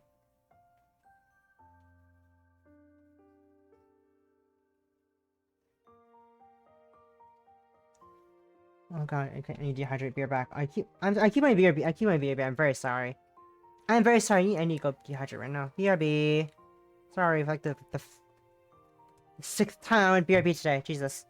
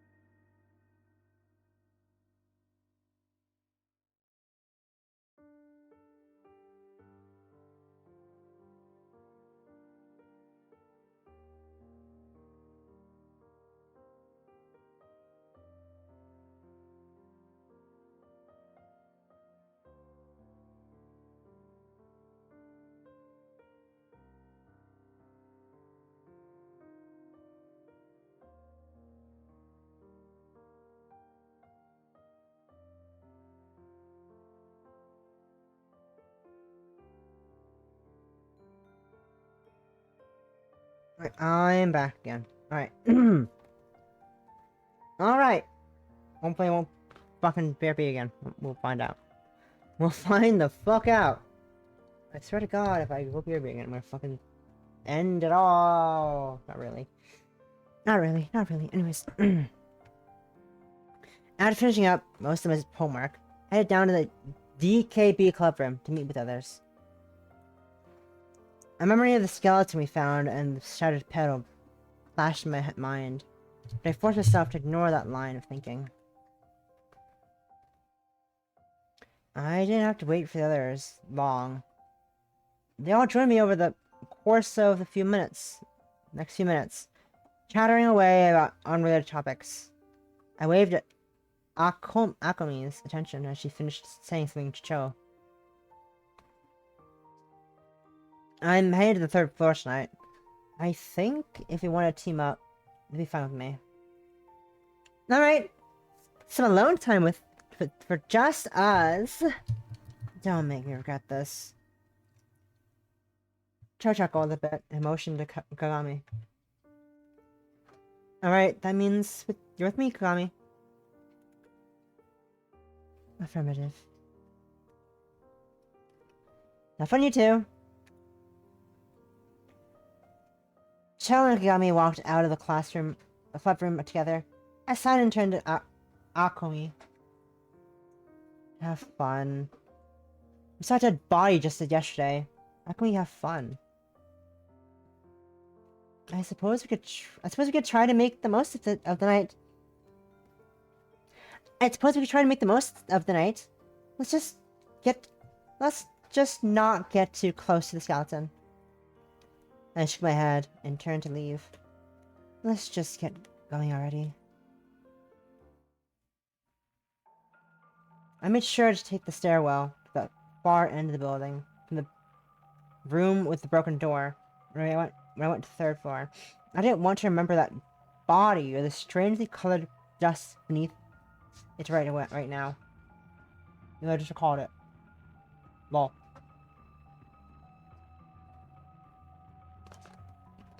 Alchemy and I walked down the hallways, stoically. Anyone watching us would probably have thought we were calm, especially since we didn't have our weapons at the ready.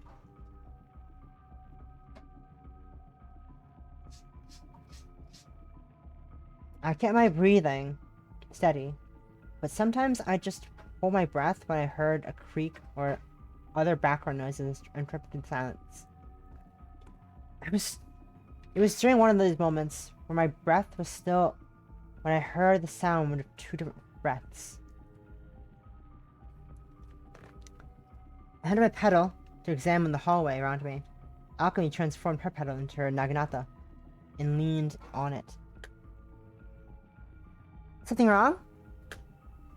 Alchemy seemed to sense that something was off, too, and she spoke in a whisper. I heard the sound of 2 people breathing while I was holding my breath. Unless you have 2 mouths, we're alone. Alchemy nodded slowly and stood upright, looking around at any sign of the monster. I felt a tinkle in one of my ears and spun to face that direction. I saw a shape dart around a corner, just too late to avoid detection. I transformed my pedal into my sword and ran towards the figure. Alone. Lol. An idiot. I'm dumb. When I reached the corner, I heard something that sounded like the flapping of wings and looked up. Flying just above me was something that looked kind of like a giant bat, but the end of its wings were pointed tips that were dripping with liquid of some kind. My eyes followed the path of one of the droplets as it hit the floor and started to steam a bit. Akumi ran over to me and held her naginata at the ready. What is it? Looks like a bat. Looks like a bat. Watch out for that liquid dripping from its wings. It doesn't look safe.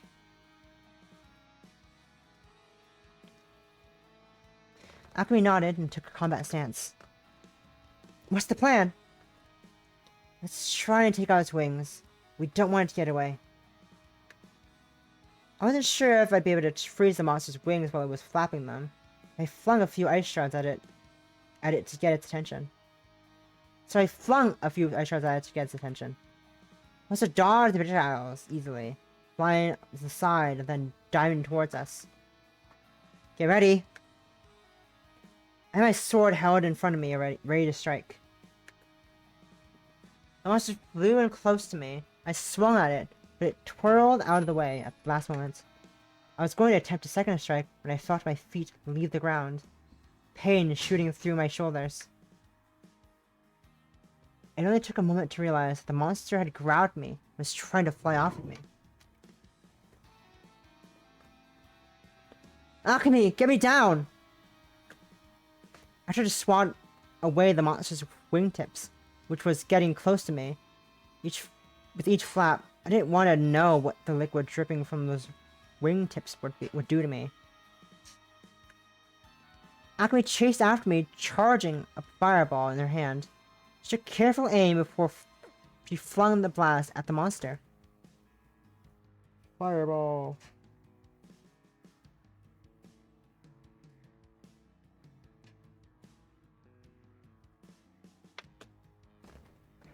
The monster cried out in surprise from the attack and let me go instantly.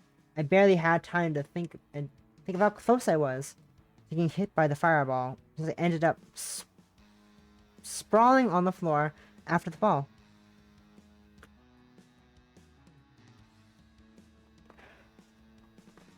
Yui, are you okay? Oh, I forced myself to my feet, trying my best to ignore the pain in my shoulders. I turned and saw that the monster had landed on the ground, floor after being hit. Don't let it take fight again. I froze the monster to the floor, but that didn't seem like it'd last. I had begun to swipe at its frozen leg, melting the ice with the liquid from its... It began swiping its frozen leg, melting the ice with the liquid from its wingtips. Going somewhere? Alchemy ran over to the monster and set her Naginata lay on fire before stabbing it into the monster's face. The monster tried to bite Alchemy a few times, but the attempt slowly became weaker as it began to die. As the monster stopped moving, Alchemy pulled her Naginata from the monster's head and relaxed as well, letting the ice hiding the monster on the floor mount. Holding the monster on the floor mount. Hide it, awesome. And hydrate. Thank you.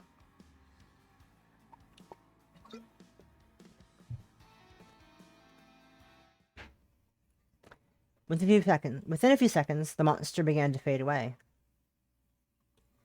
I took a deep breath and rubbed one of my shoulders. The monster hadn't cut through the skin, but it still hurt to have been grabbed so tightly. You alright, Yui? You alright, Yui? Alchemy looked at me with a concerned frown, nothing in her head. It'll be sore tomorrow. It should be fine. Alchemy nodded slowly inside. You get better soon. How about then you get grabbed? Just don't let it happen again. Okay. After all, I can't keep you to myself if you get carried away by some monster. I sigh and adjust my glasses. At any rate, we killed the monster. Let's just get some sleep so we don't fall asleep in class tomorrow. Finished talking, I led the way to the stairwell, and we headed back to the entrance. Chokugami met us along the way, the restricted building entrance, and Alchemy lagged behind a bit to talk to them. I ignored them and kept walking already, thinking about putting on my pajamas, getting some well-needed rest.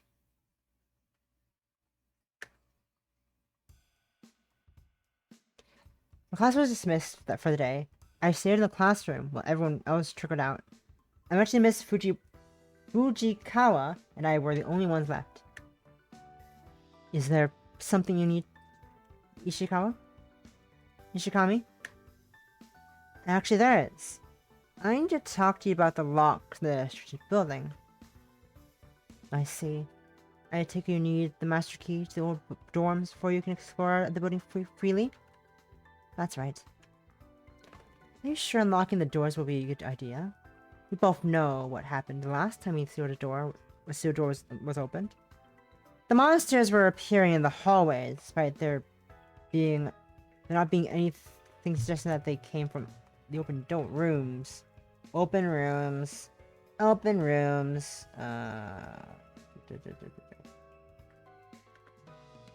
We're thinking that the monsters are being created by something in one of the locked rooms. Rocked rooms.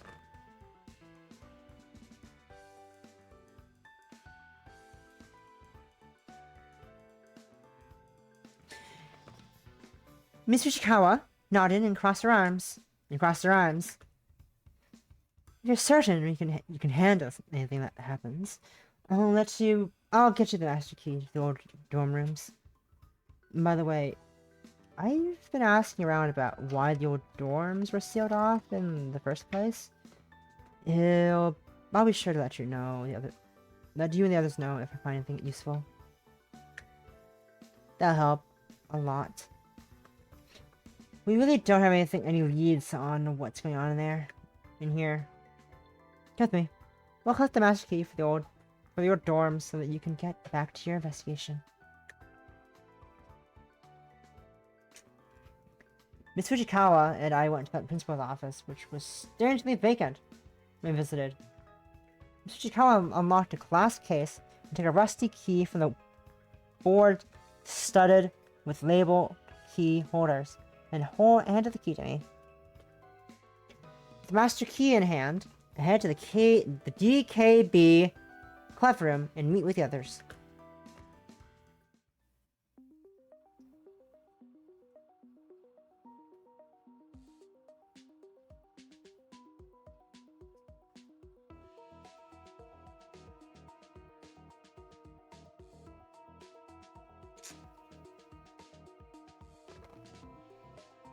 I was already there when I arrived, having apparently come over after class ended.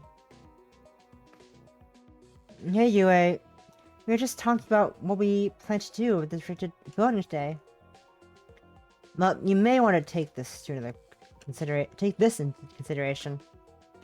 I held up the rusty key so everyone could see it. It's the master key to the restricted building. Now we can explore all the individual dorm rooms that were locked yesterday. Good thinking, Yui. I actually like the idea better than Cho's plan. What was Cho's plan? I suggested that Akemi use her fire spells to melt the locks or hinges. That sounds like a lot of effort compared to using the keys. It's a good thing I managed to get it. Shall we begin? We'll want to get started soon. There are a lot of rooms to investigate.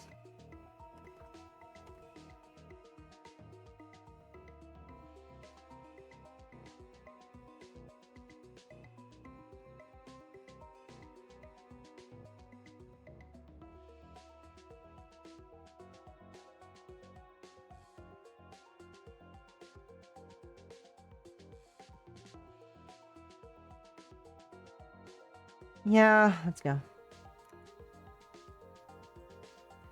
We head to the restricted building, keeping our pedals close in case something happened.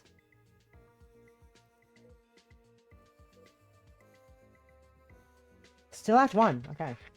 Fun. I was unlocking the first door when Cho tapped me on the shoulder. Hey, Yui, I just thought of something. You don't really need all four of us to search each room, right? I frowned, not sure where she was going with this. What's your point? You want to leave or something? No, not that. I was just thinking that we could split into two groups. One group could search the locked rooms, while the others could check the second floor as far as you know. There may still be open rooms up there, and that have clues. That would save us time in the long run. out over the others. Nakami? Kagami? Kagami? What do you think? What do you think? I think it's a pretty great idea. I'll even give it bonus points if I can get some alone time with my partner. Kagami? As long as we stay in pairs, it should be safe enough. I'm amenable to this plan. Right then, we just need to decide who goes where. Right after thinking it over for a moment, I waved at Kagami. Join me. I'm thinking that Kagami and I should check the locked doors in this floor. At least Akami and Cho to start searching for the second floor. Is that alright with everyone? It sounds acceptable to me. Akami bounded over to Cho and took her by the hand. Well, in that case, we should get started, right? Right, let's go. With that, Akami and Cho headed over to the nearest stairwell. Cho, begin then.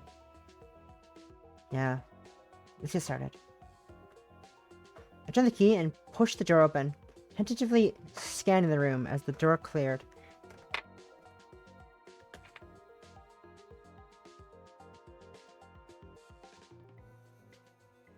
The room seemed to be mostly empty. Just a bed, and furniture, and a closet. Stepping into the room caused a dust cloud to rise, reaching my eyes. This room certainly hasn't been used recently. You appear to be correct. This dust has not been disturbed for some time.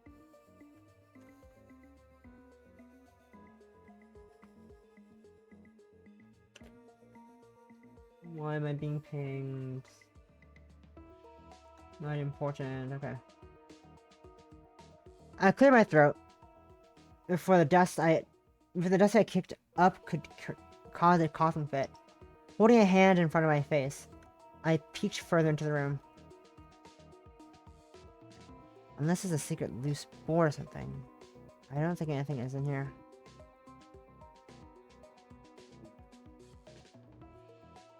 I will examine the room more closely. Perhaps you should unlock the next in the meantime. I nodded and left the room, waving dust out of my face.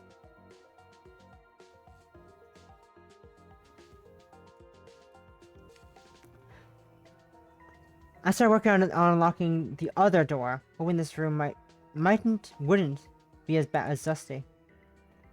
Mightn't. Kagami joined me not long after. I had opened the door, shaking her head slowly. There are no clues in that room. Figures.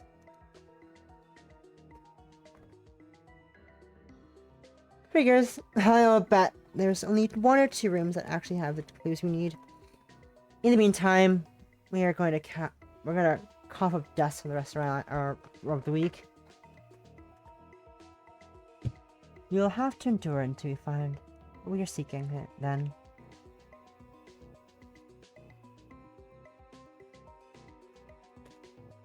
In that case, we'll best get back to it.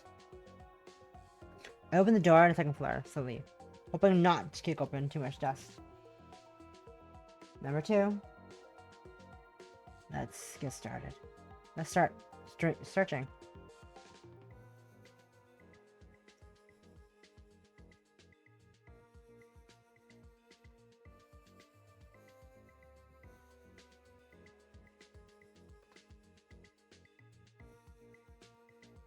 We spent the better part of the 2 hours checking locked rooms in the first floor, but each room was the same as the last.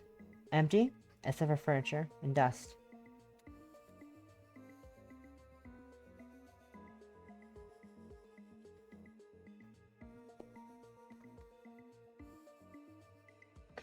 After checking the last room, the hallway we were in, I took off my glasses and rubbed my sore eyes. I felt like I was going to have trouble sleeping tonight with all the dust in my eyes. Fortunate does not appear to be on our side today. Fortunate does not appear to be on our side today.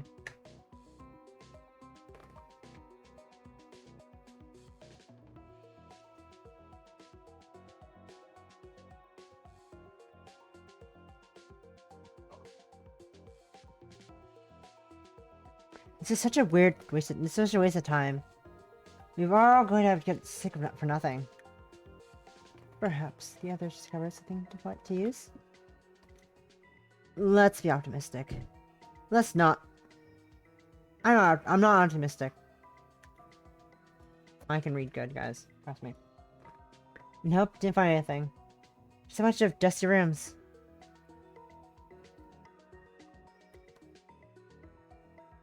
I knew it.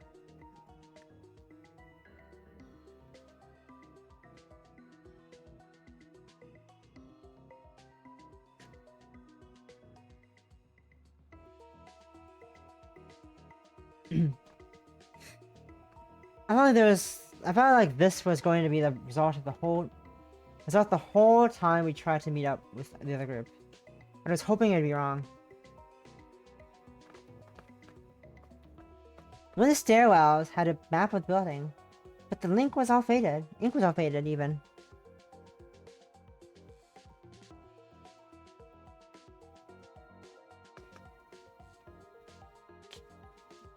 Okay, so there's nothing? Actually, I checked the stairwells when we were going upstairs. Looks like there's 3 floors and a basement on this place. A basement. Well, that would definitely be the place I expect the monsters to be coming from. At any rate, we should head back for today. We need to be ready for tonight. The 4 of us started walking down the hallway towards the entrance to the classroom building.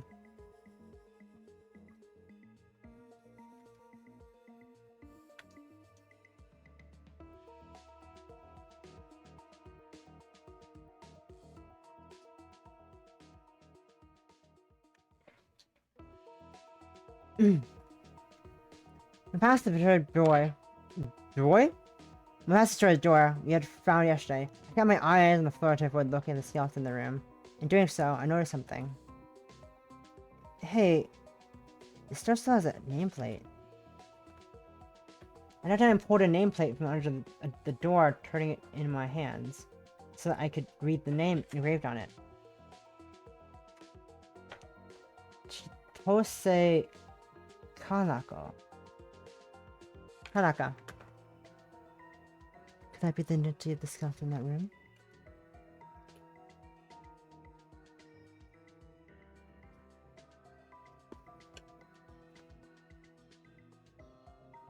Maybe. I'd explain why she was able to get in without breaking the door at least.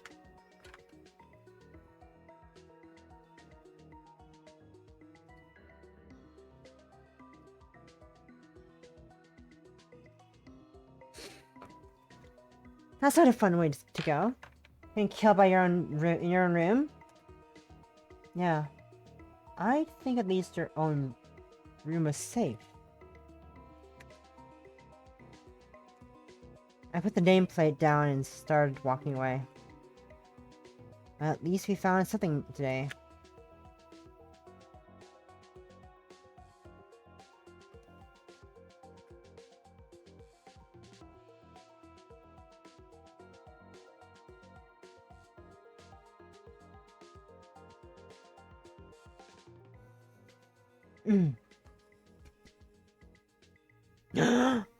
They started talking about what they planned to do before the DKB meeting, but I ignored them and headed to my own way. I had my own way. Fucking reading English words, great.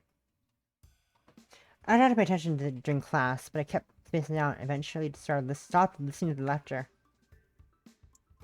Once class was finished, it was finally over for the day. I headed over to Cho and tapped her on the shoulder.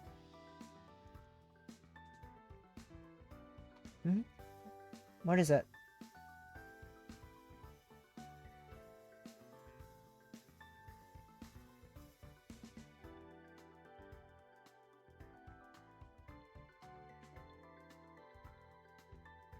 I think we're going to skip searching this restricted building for today. I'm thinking we take a day off. I agree. 2 days of searching and all we found was a skeleton and a nameplate. We might as well take a break. Well, the others know if... Let the others know if you see them around, or maybe next text them.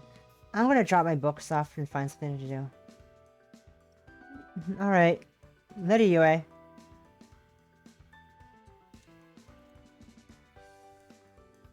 I had just left my room after putting my books away when I heard someone calling me my name from down the hallway.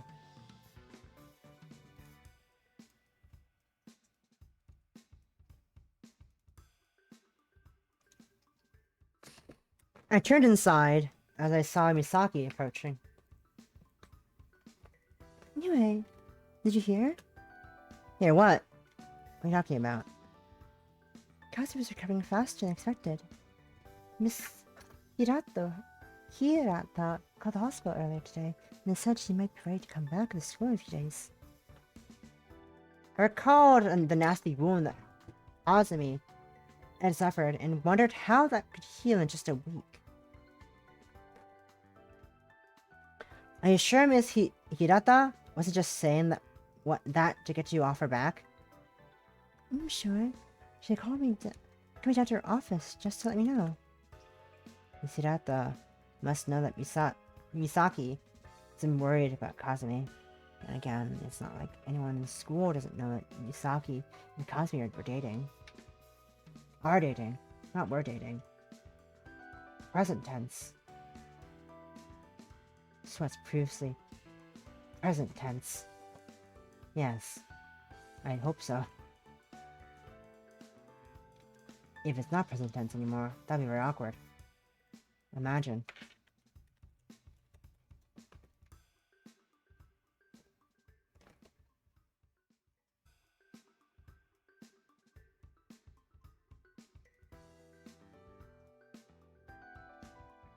Give me a second. Okay. You must know that Misaki and Rory are dating. Very good. I'll believe when I see Kazumi in class again. Alright. I just thought you'd like to know since you're her friend and all. Great! Now Misaki thinks I'm friends with Kazumi.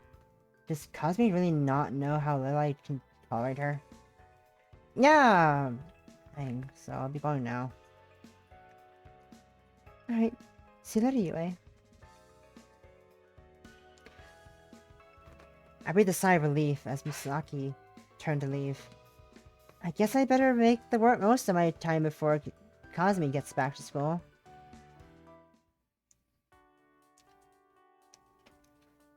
What of the club room? When I got to the club room to check in on the others, Kagami and Akumi and Akumi we're already setting up a TV. Was this in here before? Oh, Yui! Could you pass the center button? Could you press the center button on that controller there? I picked up a controller that was on the table and pressed the button, which changed the image on the TV screen. Thank you, Miss Yui. It seems everything is working as expected. What is working as expected? While we waited for Cho to arrive, Kagami explained how she had set up her laptop display on the TV, allowing us to play a game on the TV using her controllers. As the show showed up, Kagami began setting up the game. What game is it? She said it's called Crimson Tears? It's a fighting game. That is correct. The original game is fairly obscure now. The modding tools are popular among certain demographics in the fighting game community. If not for the modding tools, the game might have been long forgotten. Sounds a bit niche. Just shrugged, smiling. It could be fun. Gami probably made some cool mods for it. With everything set up, Gami picked up the main controller and held out the other. Who desires to play first? I guess I'll try it. Sitting in front of the TV with Kagami, I picked up a character at random. Kagami nodded cynically at my choice, and picked something that looked like the sketch she had been doing a few days ago. Am I familiar with fighting game, Miss Yue? No. In that case, perhaps I should explain the controls a bit. Here's the attack. Press the face buttons while holding the right stick in the direction you want to aim. By blocking. For blocking and evading, you hold either the left or right shoulder button and tap in the direction you want to defend with the right stick. Plus, each character has their own set of combos. I'll just figure it out as I go. The loading screen was fading, and I didn't want to try to memorize this arcane control scheme. Even so, Kagami seemed taken aback by my interruption. You the kind of game that threw out manuals. Oh, shut up. Kagami gave me a moment to figure out some basic movement controls. When the fight began, within seconds, chunks of my character were flying across the screen. Holy shit! Did her arm just come off? Oh god. I wasn't expecting that. Kagami bit her lip. She continued to do strange things with her controller that tore my character to pieces. I apologize. I should have perhaps mentioned that this game is infamously gory. I had a chuckle behind me. I saw that Akami was reading on her phone. Accurate dismemberment. Accurate dismemberment physics. Broken limbs can't be used for attacks. Is that a marketing bullet point? Is that a marketing bullet point?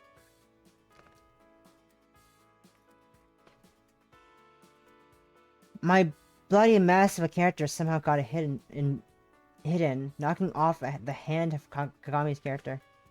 Unfortunately, my modded character doesn't have dismemberment logic yet. As if to demonstrate her character slapping me right with an invisible force that would have been the dismembered hand finishing the fight. The fight. How was I meant to win against the broken character?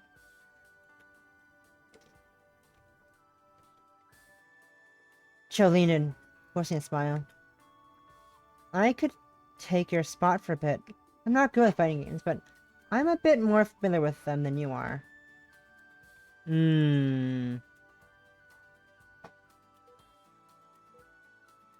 I am stubborn. I want to keep playing and get better.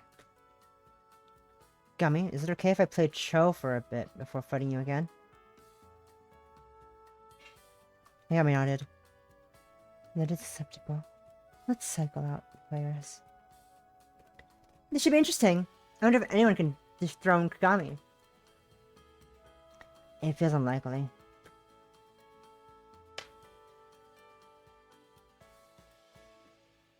We played the game for a long time, probably a few hours. While it was much more even match when I was against Cho or Akami, I felt like I wanted to somehow beat Kagami. Eventually Kagami convinced me to take a break with her as the other two played. I rolled my head on the table, angry and tired. I hate how complicated that damn game is. If it's so easy to mod, why hasn't anyone made an easy mode for the controls?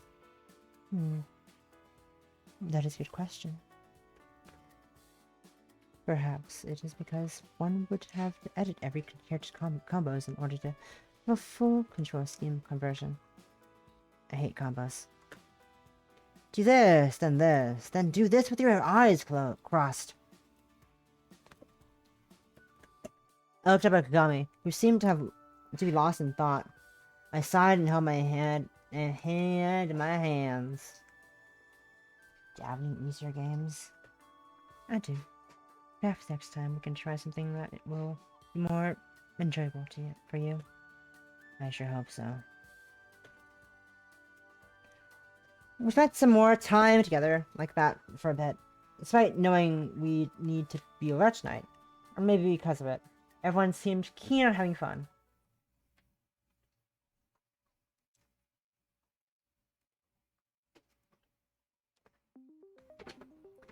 The next day, the KB went outside the restricted building as soon as the classes ended, and began sorting out who should check which floor.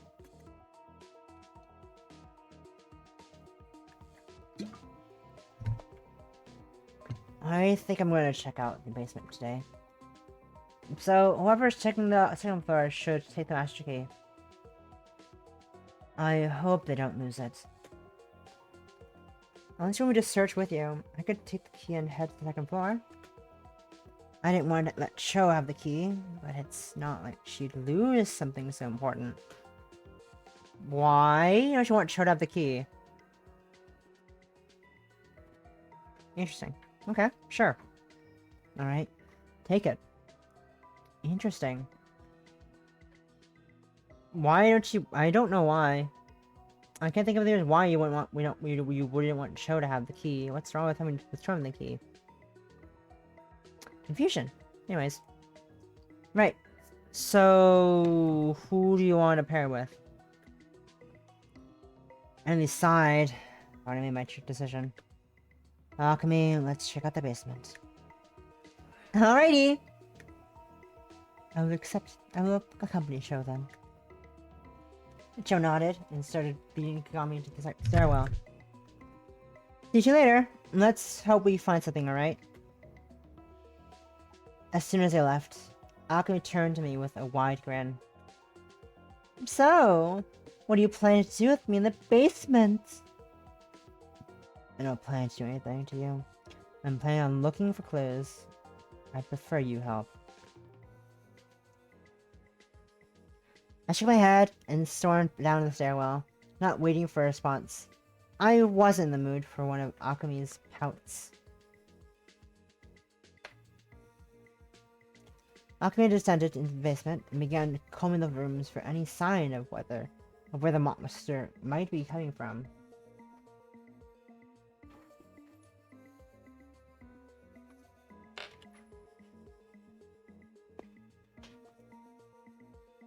It seemed like none of the doors were locked.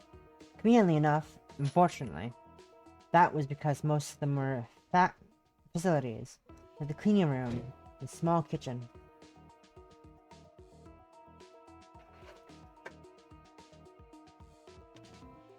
This place seems pretty nice, a bit old. I wonder why it was left like this, though. Probably the monsters. Yeah, it's strange. I'd expect an unused building to be leveled to free up space.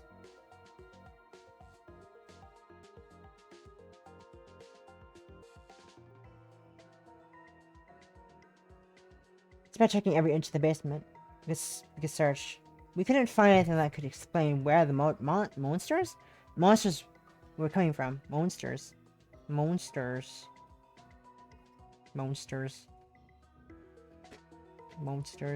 I can talk good. Yep. I talk so good, guys.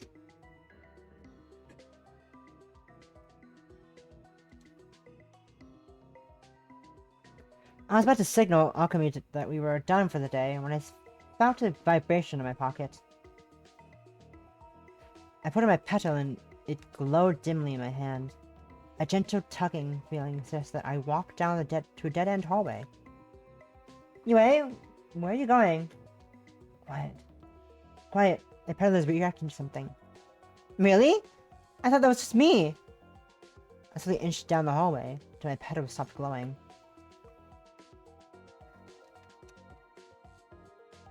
Well, interesting. Looks like we need 5 petals. Before I could say anything, a door materialized where the dead end used to be. What the hell? There's a strange symbol on the door that looked like a 5-petaled flower. I held my petal to see if it was similar shape. I heard Alchemy approaching from behind me, stopping as she reached the spot where I stood. Do you think this is where the monsters come from?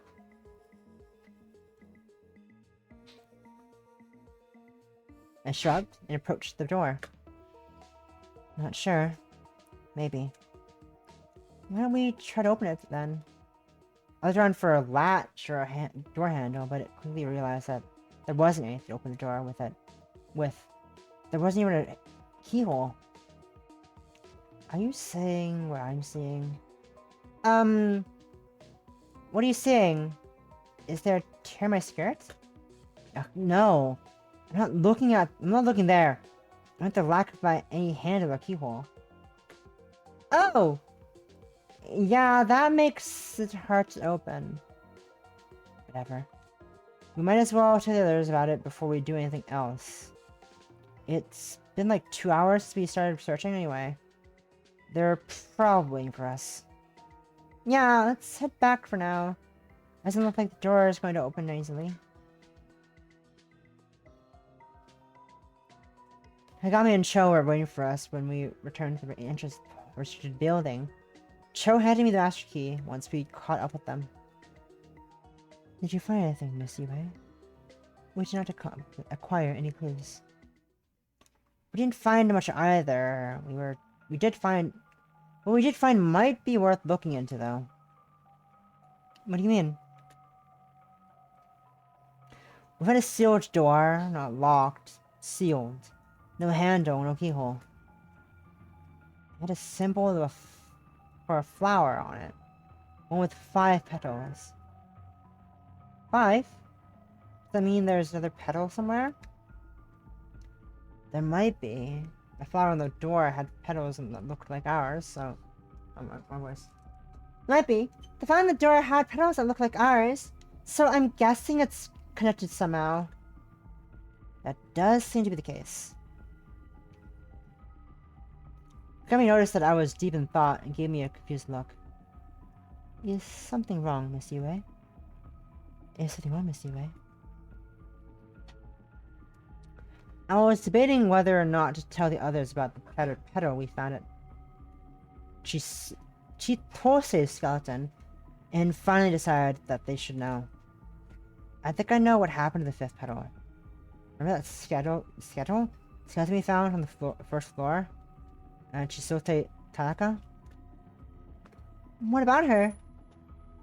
Underneath her, there's some dust that looks some sort of like our petals before they imprinted on us. I think she had the 5th petal. Everyone was quiet for a moment as that sunk in. Hold on. We thought someone else who had a petal killed her, right? Why would 2 people with petals fight each other? I don't know. I'm guessing we'll have to look around some more to find out. If I'm right, the only thing that we learned from this is that there is a way to get the petals to imprint on someone else. But the previous owner has to die to make the petal revert to a neutral state. Well, at least we can find backup if one of us dies then. Don't say that! We're not going to let those monsters kill us! I felt mentally exhausted, especially after Cho's sad attempt at lightening the mood. I sighed and shook my head. At any rate, we've done enough for today. We'll check out the 3rd floor and that door tomorrow. I need to go catch up on my homework now, and I'm sure you all have things to do. We'll meet again this evening later. Have a pleasant afternoon, Miss Yue. Yeah. Yeah. See you later. See you soon!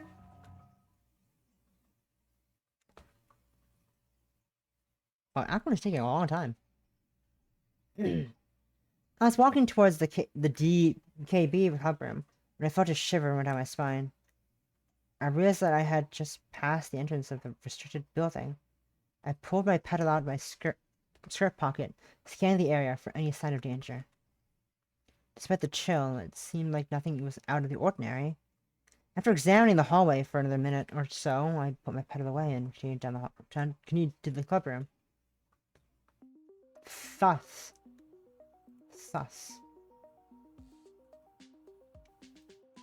Pretty sus.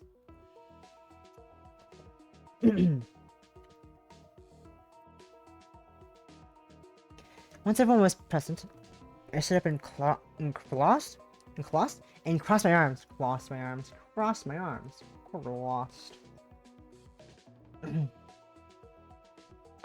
The monsters have been getting more and more quiet these past few days. We need to be careful in case they're up to something.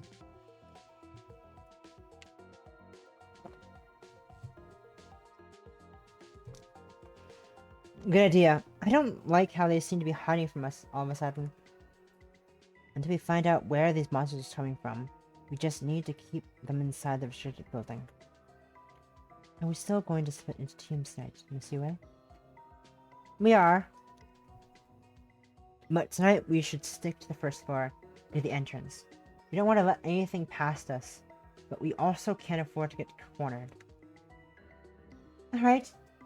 So, who's going with who tonight? I'll take one side with Alchemy, if that's alright with you anyway. Oh, it's always alright with me. Kagami and I will take the other side. Let's move out. Right, let's go. We head to the entrance to the restricted building, each step reminding me of the chill I felt earlier.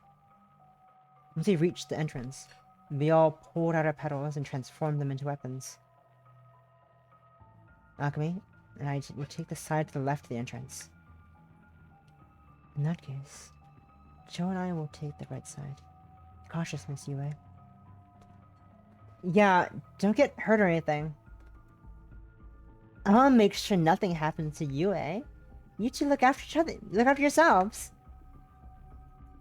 We'll head into the restricted building and split into our teams. The chill I had felt when I passed by before returned. It had nearly shivered as I walked into the restricted building. Alchemy and I cautiously stepped through the hallway, turning every few seconds to check behind us. The hallway seemed quiet, even more than our previous nights. It felt like this place was abandoned. It technically was. I had jumped over once or twice at the sound of Alchemy's breathing. I realized that we were holding our breaths for a long stretch of time. The hallway was quiet enough that our breathing sounded louder than it was. Hey, Yui? I flinched to the sudden interruption of the silence around us. Taking a deep breath, turned to face Alchemy. What?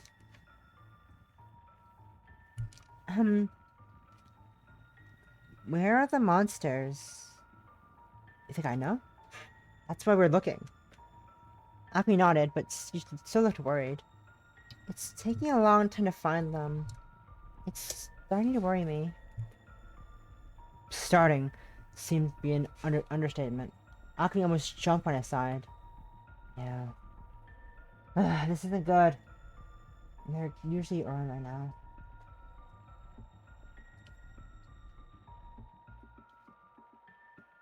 Alchemy and I continued to explore the hallway. We watched for any signs of the monsters. After half an hour or so, we had looking inside some of the bedrooms to see if any monsters were hiding in there. As the time passed, the chill I felt at the entrance returned, causing me to check behind me even more often than before. I must have looked paranoid by then. After the 10 minutes, I couldn't take the silence before breathing between breaths any longer. Something's wrong. This is much longer than we've ever had to wait. It's been a day since we saw a monster. Maybe we should head back? I'm inclined to agree. Let's go.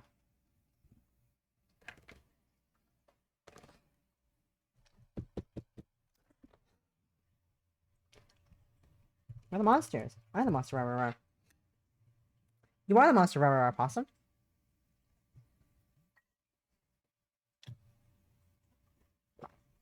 I was turning around to start walking back to the entrance when I saw a shadow dart from a bedroom into the hallway. There! I saw something move. Huh? Where? It's running towards the entrance. We need to cut it off. I chased it after the shadow, preparing to fight. When the shadow reached the entrance, I noticed that Cho and Kagami were chasing another shadow that joined with the first when they collided. Hello! The shadows seemed to melt into each other when they combined. After a moment, they took a solid form. And they gasped when the shadow parted to reveal the monster beneath. Standing between the four of us, at the entrance of the classroom building was a girl that looked no older than any of us. Whoa! Trinsicle! The girl gave us a wicked grin as a weapon appeared from the shadows before her. She grabbed the handle of the weapon as the rest of them materialized. A curved blade on one end, and a spiky metal chain on the other. That looks like a Kasaragama. A Kusaragama. Kusarigama. Don't let her grab your weapon with that chain. I was surprised that Kagami seemed to be taking this so calmly. But when I looked over at her, I could see that even she was tensely clinging to her weapon. I lowered my sword and took a step towards the girl. Who are you? What are you doing here? Those expression shifted from a grin to an open-mouthed sneer. She started to swing the chain above her head. You're not interested in listening, Yue. Get back! I jumped backwards, hearing the sound of metal hitting the floor as the girl swung her chain at me and missed. Damn it. Well, she's not friendly. Let's take her down. Not friendly, let's take her down!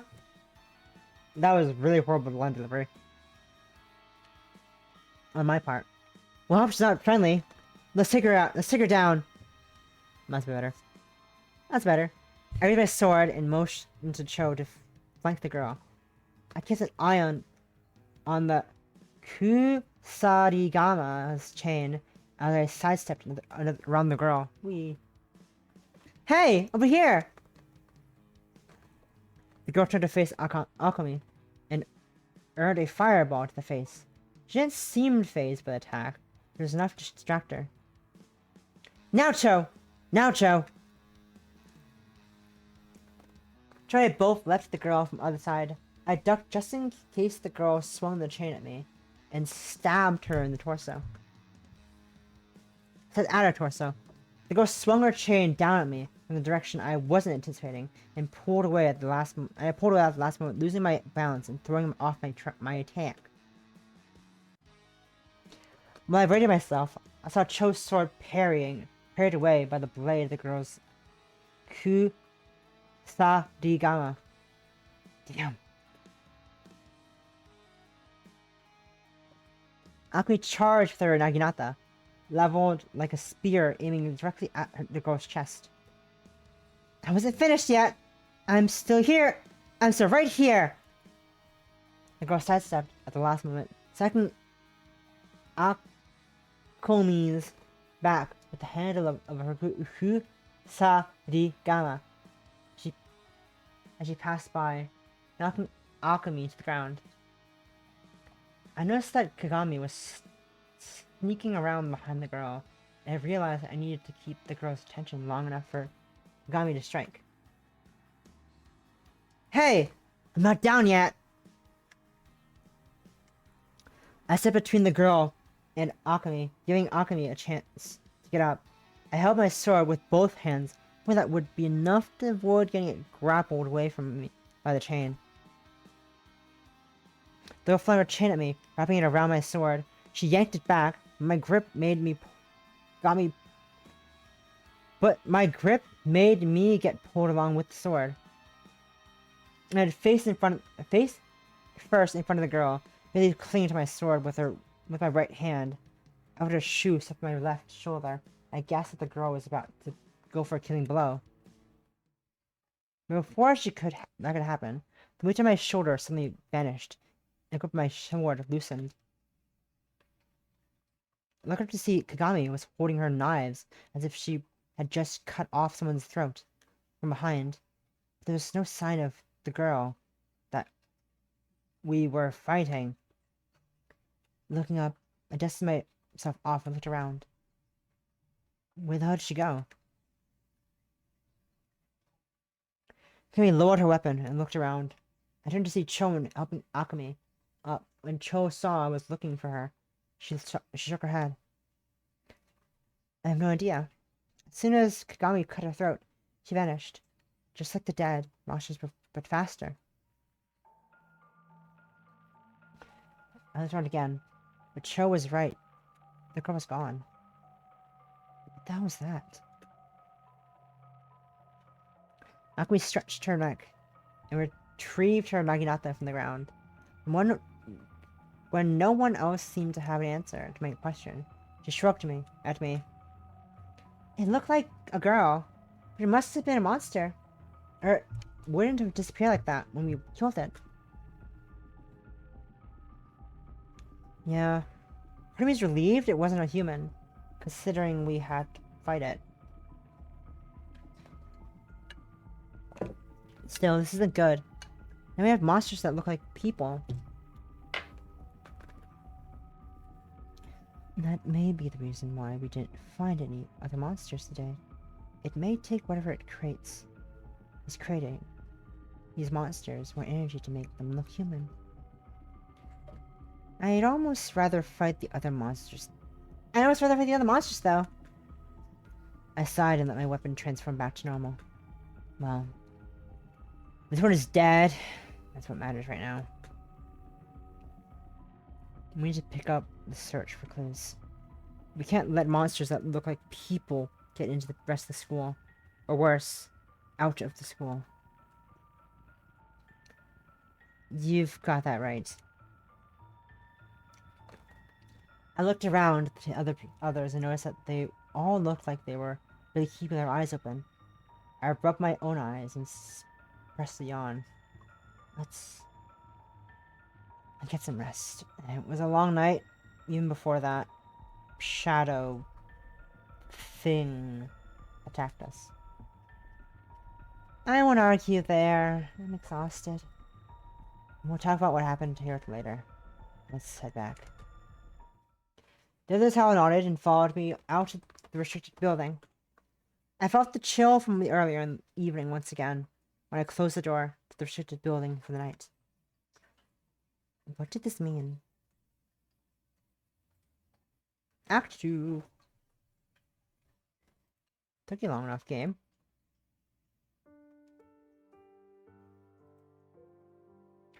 Act 2, I only had 2 twists so far in Act 2. Okay, in Act 1, I mean. Okay. Interesting. I felt exhausted when I woke up in the morning. Part of me wanted to just lay in bed and forget about classes. Miss Fujikawa did say we could skip morning classes if we needed to.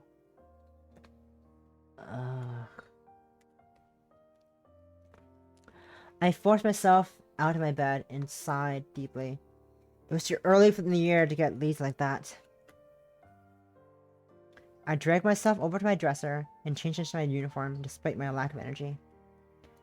My mind was just as slow as my body, but I could feel the memory of last night tugging at the back of my thoughts. I shook my head, trying to make the thoughts go away. I'll think about that later. With that resolved, I finished preparing for class and headed out. I was barely able to focus during class. I felt like it showed. No one called me out on it, but I could sense that my teachers were annoyed that I was barely keeping awake. So Miss Fujikawa called on me to stay after class. I assumed that would be what she wanted to see me for.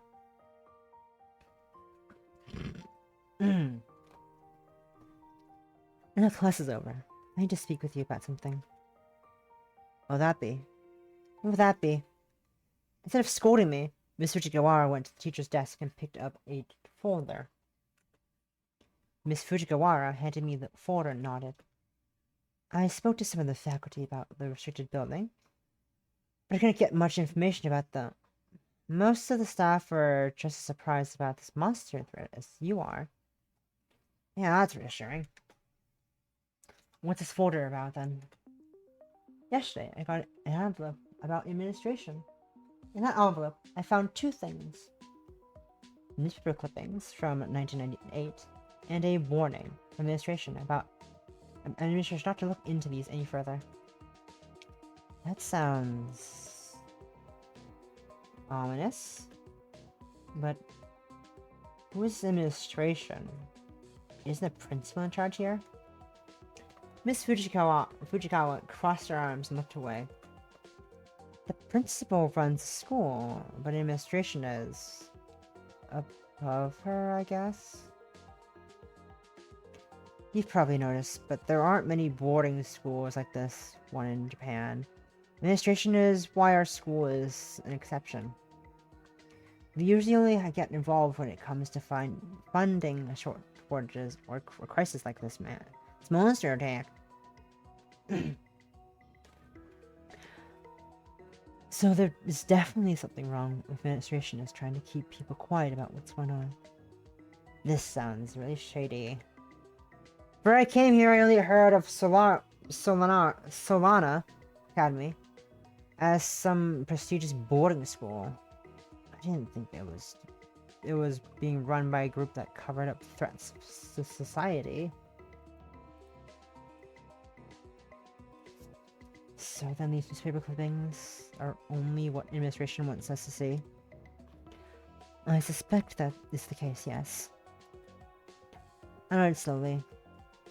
The lethargy that had been affecting me earlier started to clear up when I realized the weight of my situation. If something happened to me, would administration cover it up? Would they even lie to my parents to keep their school running? I'll take a look at these when I get some time. It's better than having nothing. If it's helpful, to you, I'm afraid I can't do much more to help. So now it really is just the DKB against three monsters, huh? These monsters, huh? And now the monsters can turn to human forms. I muttered some words of thanks to Mr. Fuchikawa and walked out the classroom in a daze. This was all getting to be a bit more for me. A bit much for me.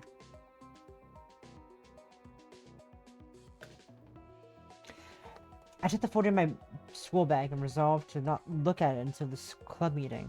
I wasn't in any state to look at it, to be looking at it right now.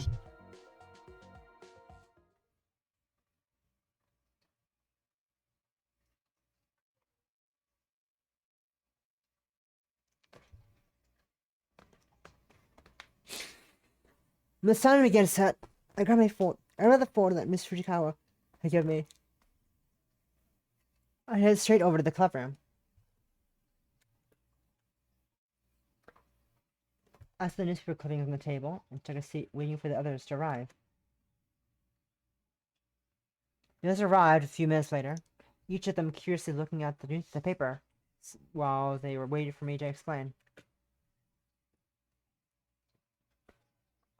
Miss Fujikawa gave me these earlier today. According to her, this is all she could find about our situation.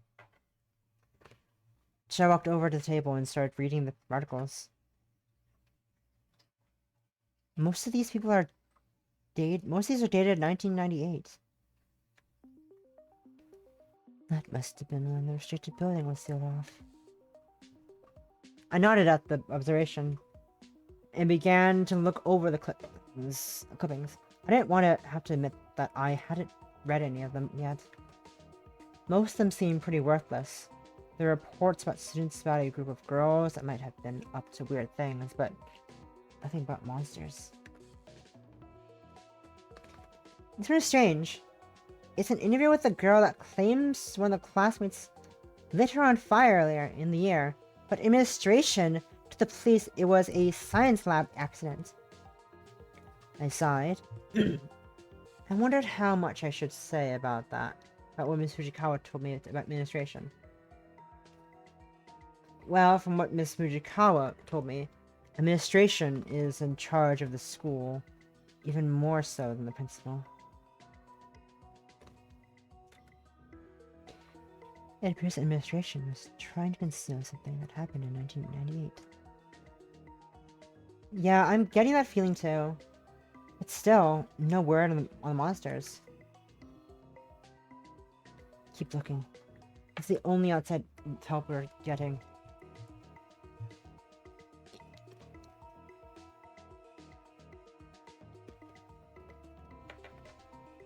We all leaned in and began reading more of the newspaper clippings. After a few minutes, Cho passed one over to me. Look at this one. Apparently there was some kind of gas leak or something in the old dorm building, and that was used as an excuse to build a new dorm. I skimmed the article and nodded slowly. That must be how administration wanted it to sound. But you can't seal off a building for a gas leak, do you? I think they'd tear the building down instead.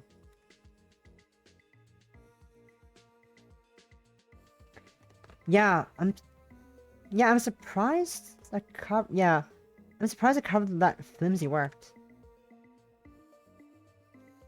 I heard a gasp and looked up at Akumi, staring at a clipping in her hands. Everyone, take a look at these photos.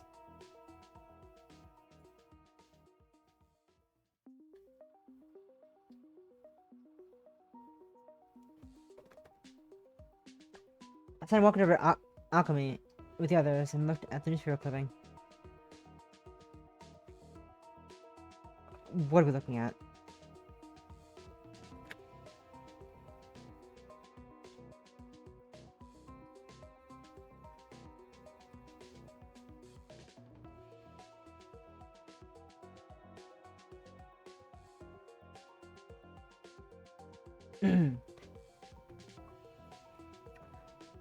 That girl right there, the one with the glasses.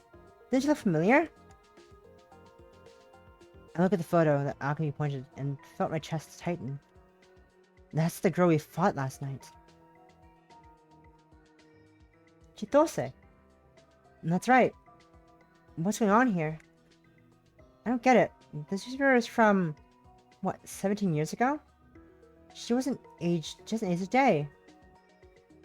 Maybe. It's not really her.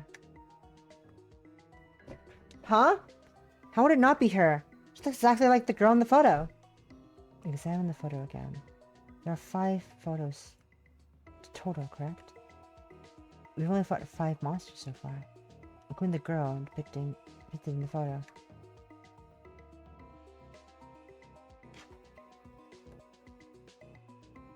She just has a really good skincare routine. Don't worry about it. Yes. Totally. I didn't like where this is going. I don't like skincare. It scares me. It's so much work. I don't like where this is going, Poss. Skincare is so bad. I hate it. How many lotions do I need? How many fucking face creams do I need? Why do I have to wear this face mask? Why am I wearing this thing on my eyes after I take a shower? What is this? Anyways, don't worry about it. Skincare. Are you saying the monsters we've been fighting are the girls in these photos? Okay, I'm shocked. It's a possibility. It might be a coincidence. It might also be a coincidence.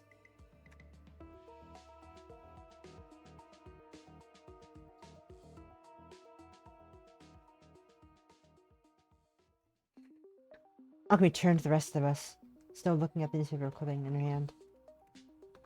That girl in the photo! The one who we fought last night.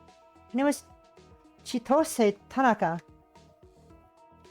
Silence passed over us as that information sunk in. So that definitely wasn't a real girl. We fought that yesterday. Tanaka is already dead.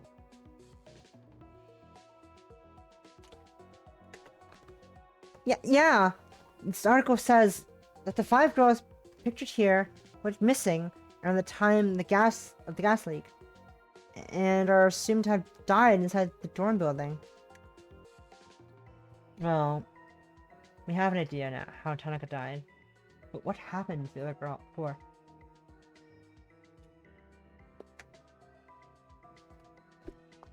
Maybe they were locked inside?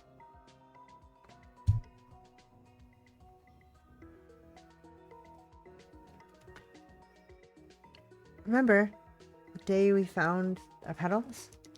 They were just lying in front of the entrance of the restricted building.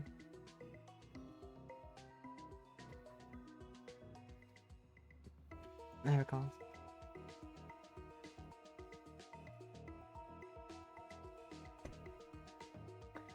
I imagine being locked inside that old building, unable to escape.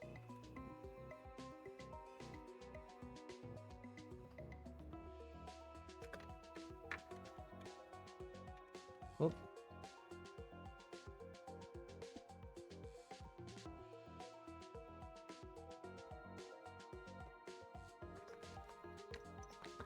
I kept my thoughts to myself. We went over the rest of the articles. Ultimately, we only found more questions than answers. This is really creeping me out. Let's go fight off those monsters instead. I agree, we should. We are going to learn much less from these.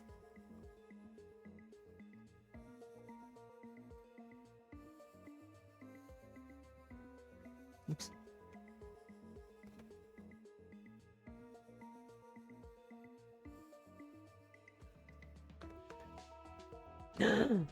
Let's just go see what's going on in the instructor reloading area tonight.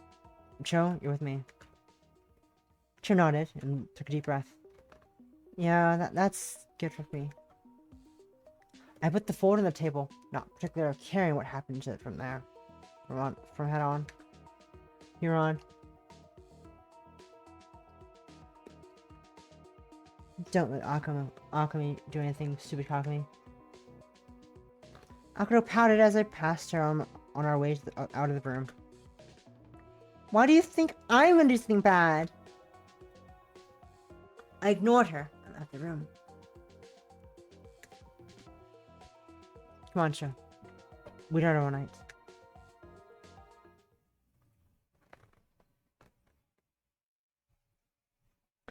Aside from the fight against the girl that looked like Tanaka last night, I felt like I was getting closer to placeholding.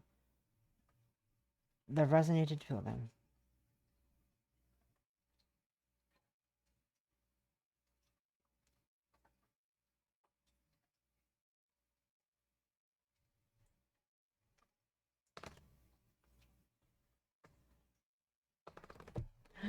Outside the brightness, felt like something. Still, remembering how quickly their connection to the monsters.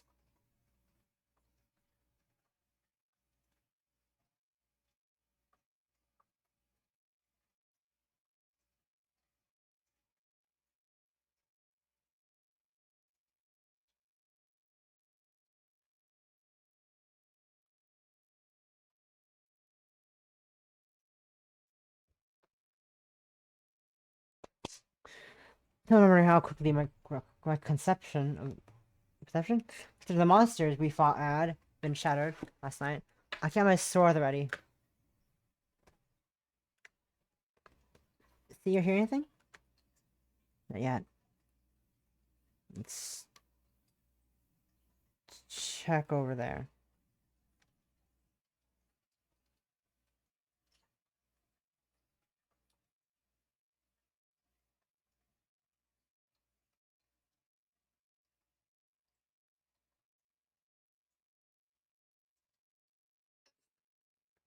Turned down the hallway, noticed that the bedroom door was ajar, and stopped to look inside, but I found nothing. You're not her. You're not the girl. When I turned to look at Cho again, I saw a girl with twin knives stalking Cho, ready to strike. Cho, behind you! Cho turned around and nearly tripped backwards when she saw the girl. Shit! Cho shot a lightning bolt at the girl when I ran over to help Cho hold the girl off. Once I was in range, I swung my sword at the girl, nearly connected. This girl spun and ducked under my attack with grace. When she turned to face me after her dodge, the girl's shadowy face caused me to hesitate. The girl looked like Kagami, but there was clearly something wrong with her. More wrong than usual. Her hair was in her skin, her clothing were all cloaked in shadow, but her eyes were glowing, unlike usual where it's devoid of light. Kagami? The ghost smirked and lunged at me. I barely parried in time, but now I was convinced that this wasn't Kagami. I conjured an ice spike and flung it at the girl, trying to make her back away, but she dodged out of the way and closed the gap between us in a fluid motion. Hey! Watch where you fling those spikes, Yue! I didn't have time to respond to Cho, since the girl with Kagami's face was almost on top of me. Ayo. The girl stabbed at me with both daggers repeatedly. I had to create and hold a shield of ice between me and the girl to keep her from hitting me.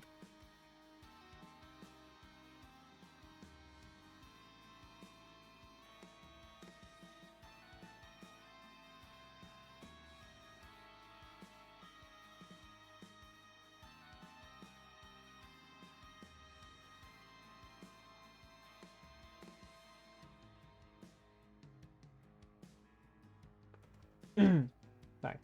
Zoned out. Fucking zoned out. I'm thinking about something random. I don't know, I keep doing that, but I think it should be fine. I'm almost done. We're almost done for the day. Almost done for the day. Then I was wondering how much longer I could hold the shield up.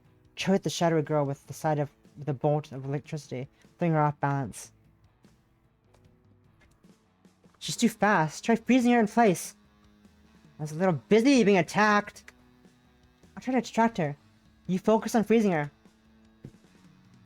Cho lunged at the girl, missing widely as the girl whirled out of the way, elegantly, as if it were effortless to her.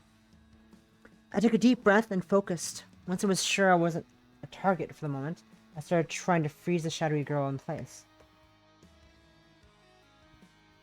Cho did a number of things to keep the shadowy girl from attacking me, but I didn't notice many of the details while I was concentrating. After a moment, I felt a surge of strength and directed it at the shadowy girl. Within seconds, the girl was encased in ice. I made sure to freeze the ice on the girl's skin, so that shattering the block and ripping it apart would be lethal. Zap her now! She's got nowhere to run. Cho's sword disappeared as she reverted to its powerful state and turned it to her pocket. She held out both hands and electricity sizzled in each palm. After the attack was charged, Cho let the electricity surge from her hand into the ice block the shadowy girl was trapped in.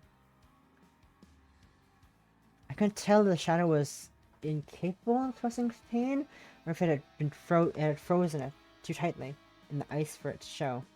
The shadowy girl seemed almost calm. As the Cho finished with her attack, I scored a few scratches on the ice block and used them as a basis for my spell to rip the block apart.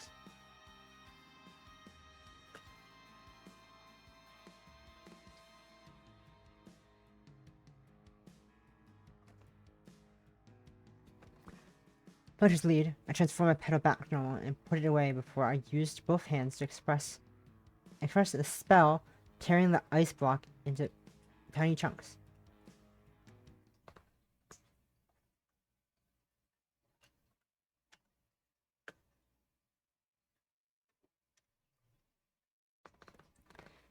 She sighed in relief and turned to Cho. She's a bit pale. Are you hurt?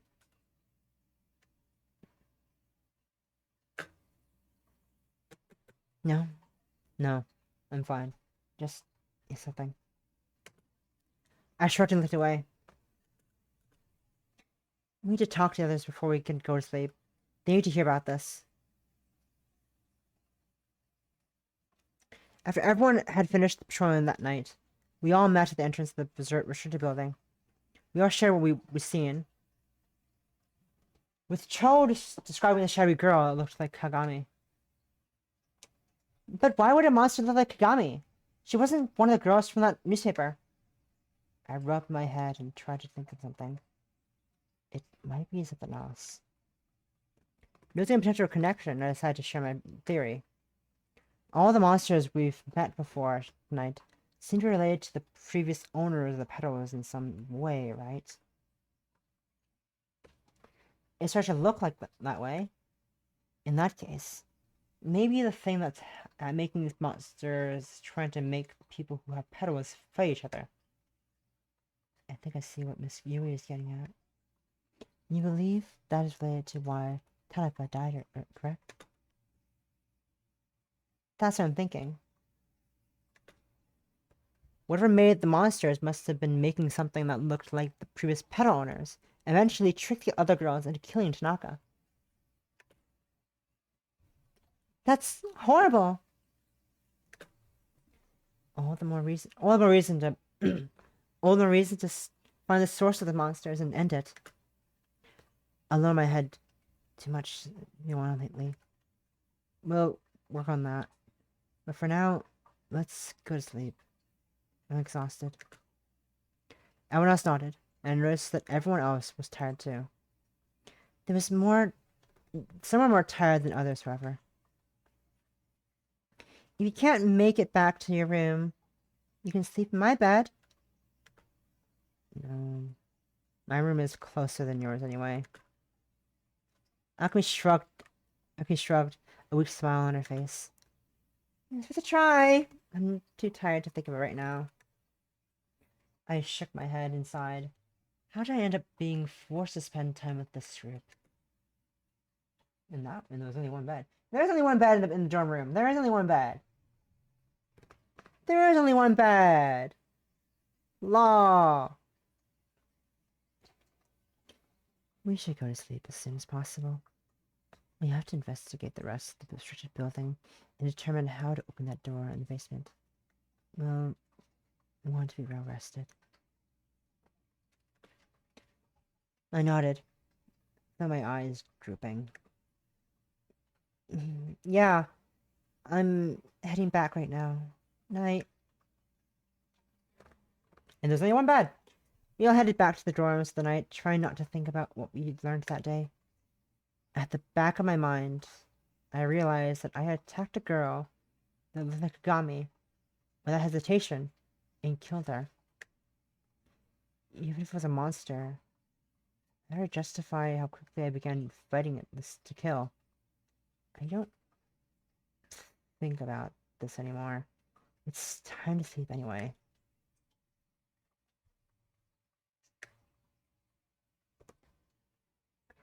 Class passed by in a blur today. I couldn't quite focus on my lessons with everything that's going on right now.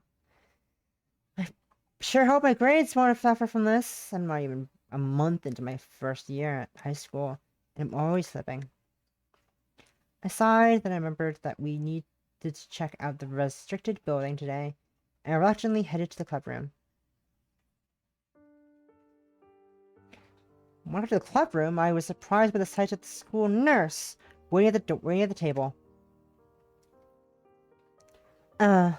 Miss Ichikami, I'm glad you got here first. That might give us a chance to talk. I feel uneasy at the tone she used, but I slowly walked in and took the seat at the table. Was there something you wanted to talk about, Miss Hirata? Miss Hirata leaned forward and clasped her hands together. I understand that you and your friends are in a unique situation, but your recklessness has been worrying me. What do you mean? I haven't forgotten the night that Kamura was injured. You and your friends disobeyed the teacher and entered the restricted building when there was a lockdown in effect. You survived because circumstances favored you. If you hadn't found those petals, you'd probably be dead right now. Do I really need to lecture about this? What are you getting at? Miss Hirata frowned at me. You should be more respectful to your instructors, Ishikami. My point is you've been lucky so far, but you've been taking risks and placing yourselves in situations you don't fully understand. So today, I'm going to run a few tests on you and your friends. I need to make sure these petals aren't harming you in any way. Did the school put you up to this? Miss Hirata narrowed her eyes and steepled her fingers. Steepled. Officially, both the principal and administrator have told me that there's nothing to worry about. Unofficially, that just makes me more interested in making sure you are medically sound. I'm actually a little surprised to hear this. I didn't think Miss Hirata would go out of her way for us. Even when Kazumi was bleeding in the hallway almost 2 weeks ago, Miss Hirata seemed very much the kind of person that only treated people because it was her job. What kind of tests will these be? Nothing too invasive, and nothing too fancy either. I'm a school nurse, not a doctor. However, I'm afraid it's going to take an hour or so for each of you. I sighed. I guess it's not going to be today. I guess we'll get this over with then. I'll get set up. You should find your friends and tell them about this, so they know to come. I nodded and stood up to go to find the others. Whee! By the time I found everyone and brought them back, Miss Hirata was ready for us. Let's begin with Nakayama. Predictably, I ended up being examined last. While I was able to get some homework done while I was waiting, it was still annoying to go last after everyone had left. Miss Hirata was finished with her tests. She held me back to talk to me before I left. I think you'll be interested. I think it'll be of interest to you, Miss Kawamura. We returned in a few days. Kazumi's already coming back? Isn't that really quick? Isn't that really quick recovery? It seemed miraculous, doesn't it? That's why I'd like you to keep an eye on her on the day she comes back. I want you to make sure there's no sign of anything unnatural that could be affecting her. How? If it's not something you can do with your petal, then there's nothing that can be done. I'm simply asking you to observe Kawamura for a day, to make sure she's back to normal. I guess I could do that. Good. Let me know if you find something wrong. You know where to find me. That seems to be the end of the conversation, so I picked up my things and left the club room.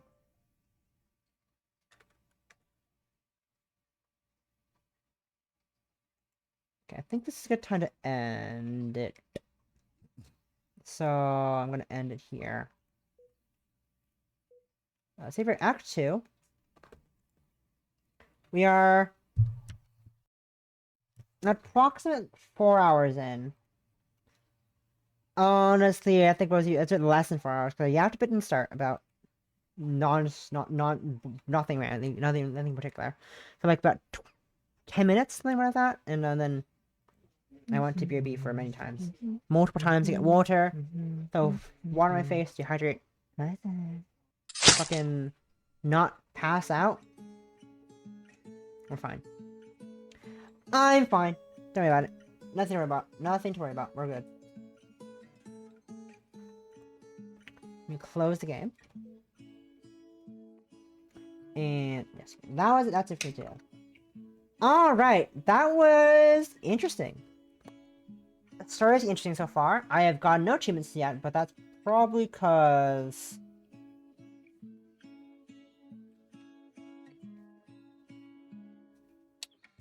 I'm sorry. I'm just looking at the achievements right now. And why is that the name of one of the achievements?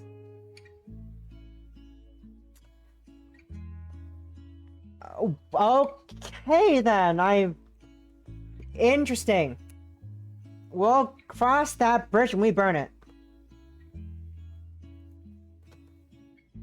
Anyway, that was interesting. Again, go check out the game. If you're interested in the game, check it out yourself. I got it for free. They gave me a Steam code for it, but it is below like it's below $15. It's good. It's a good price. I'm interested so far. We're doing more of it next week, and hopefully I can finish it soon. I don't think I can finish it next week though. Maybe we'll check. Trying to think. Because I have all 3 weeks to finish it. I think I should be able to finish it in 2 more weeks. I got things planned for my birthday week is coming up. My birthday's coming up soon in a few weeks. Wah! Okay, but who's live up? Anyone I know live right now? Any friends live streaming? No. Gay gamers? No. Actually, I do have one person. One friend. But they're a flesh tuber. I have one flesh tuber who's live. One flesh tuber friend from high school. One of our friends, like one acquaintance. Acquaintance. Associate. We knew each other in high school. And people personally know from high school. Who is live, but they're just yapping. They're also flesh tuber. Flesh tuber's scary. Flesh tuber's scary. Anyway. Let's turn on the servers I'm in. Any people live on the servers I'm a part of? Anyone? Seems like a no. Seems like a no. Oh well. I'll just end it here for then. We'll just end it today then. That's it for me then. That was fun. I'm enjoying the game so far. It is interesting. Magic system is a bit bizarre. How they automatically knew that they use magic. All they really just, again, like I said earlier, all they really showed in the first night is that they could change their petals into weapons, and that, what's their character's name again? I forgot her name.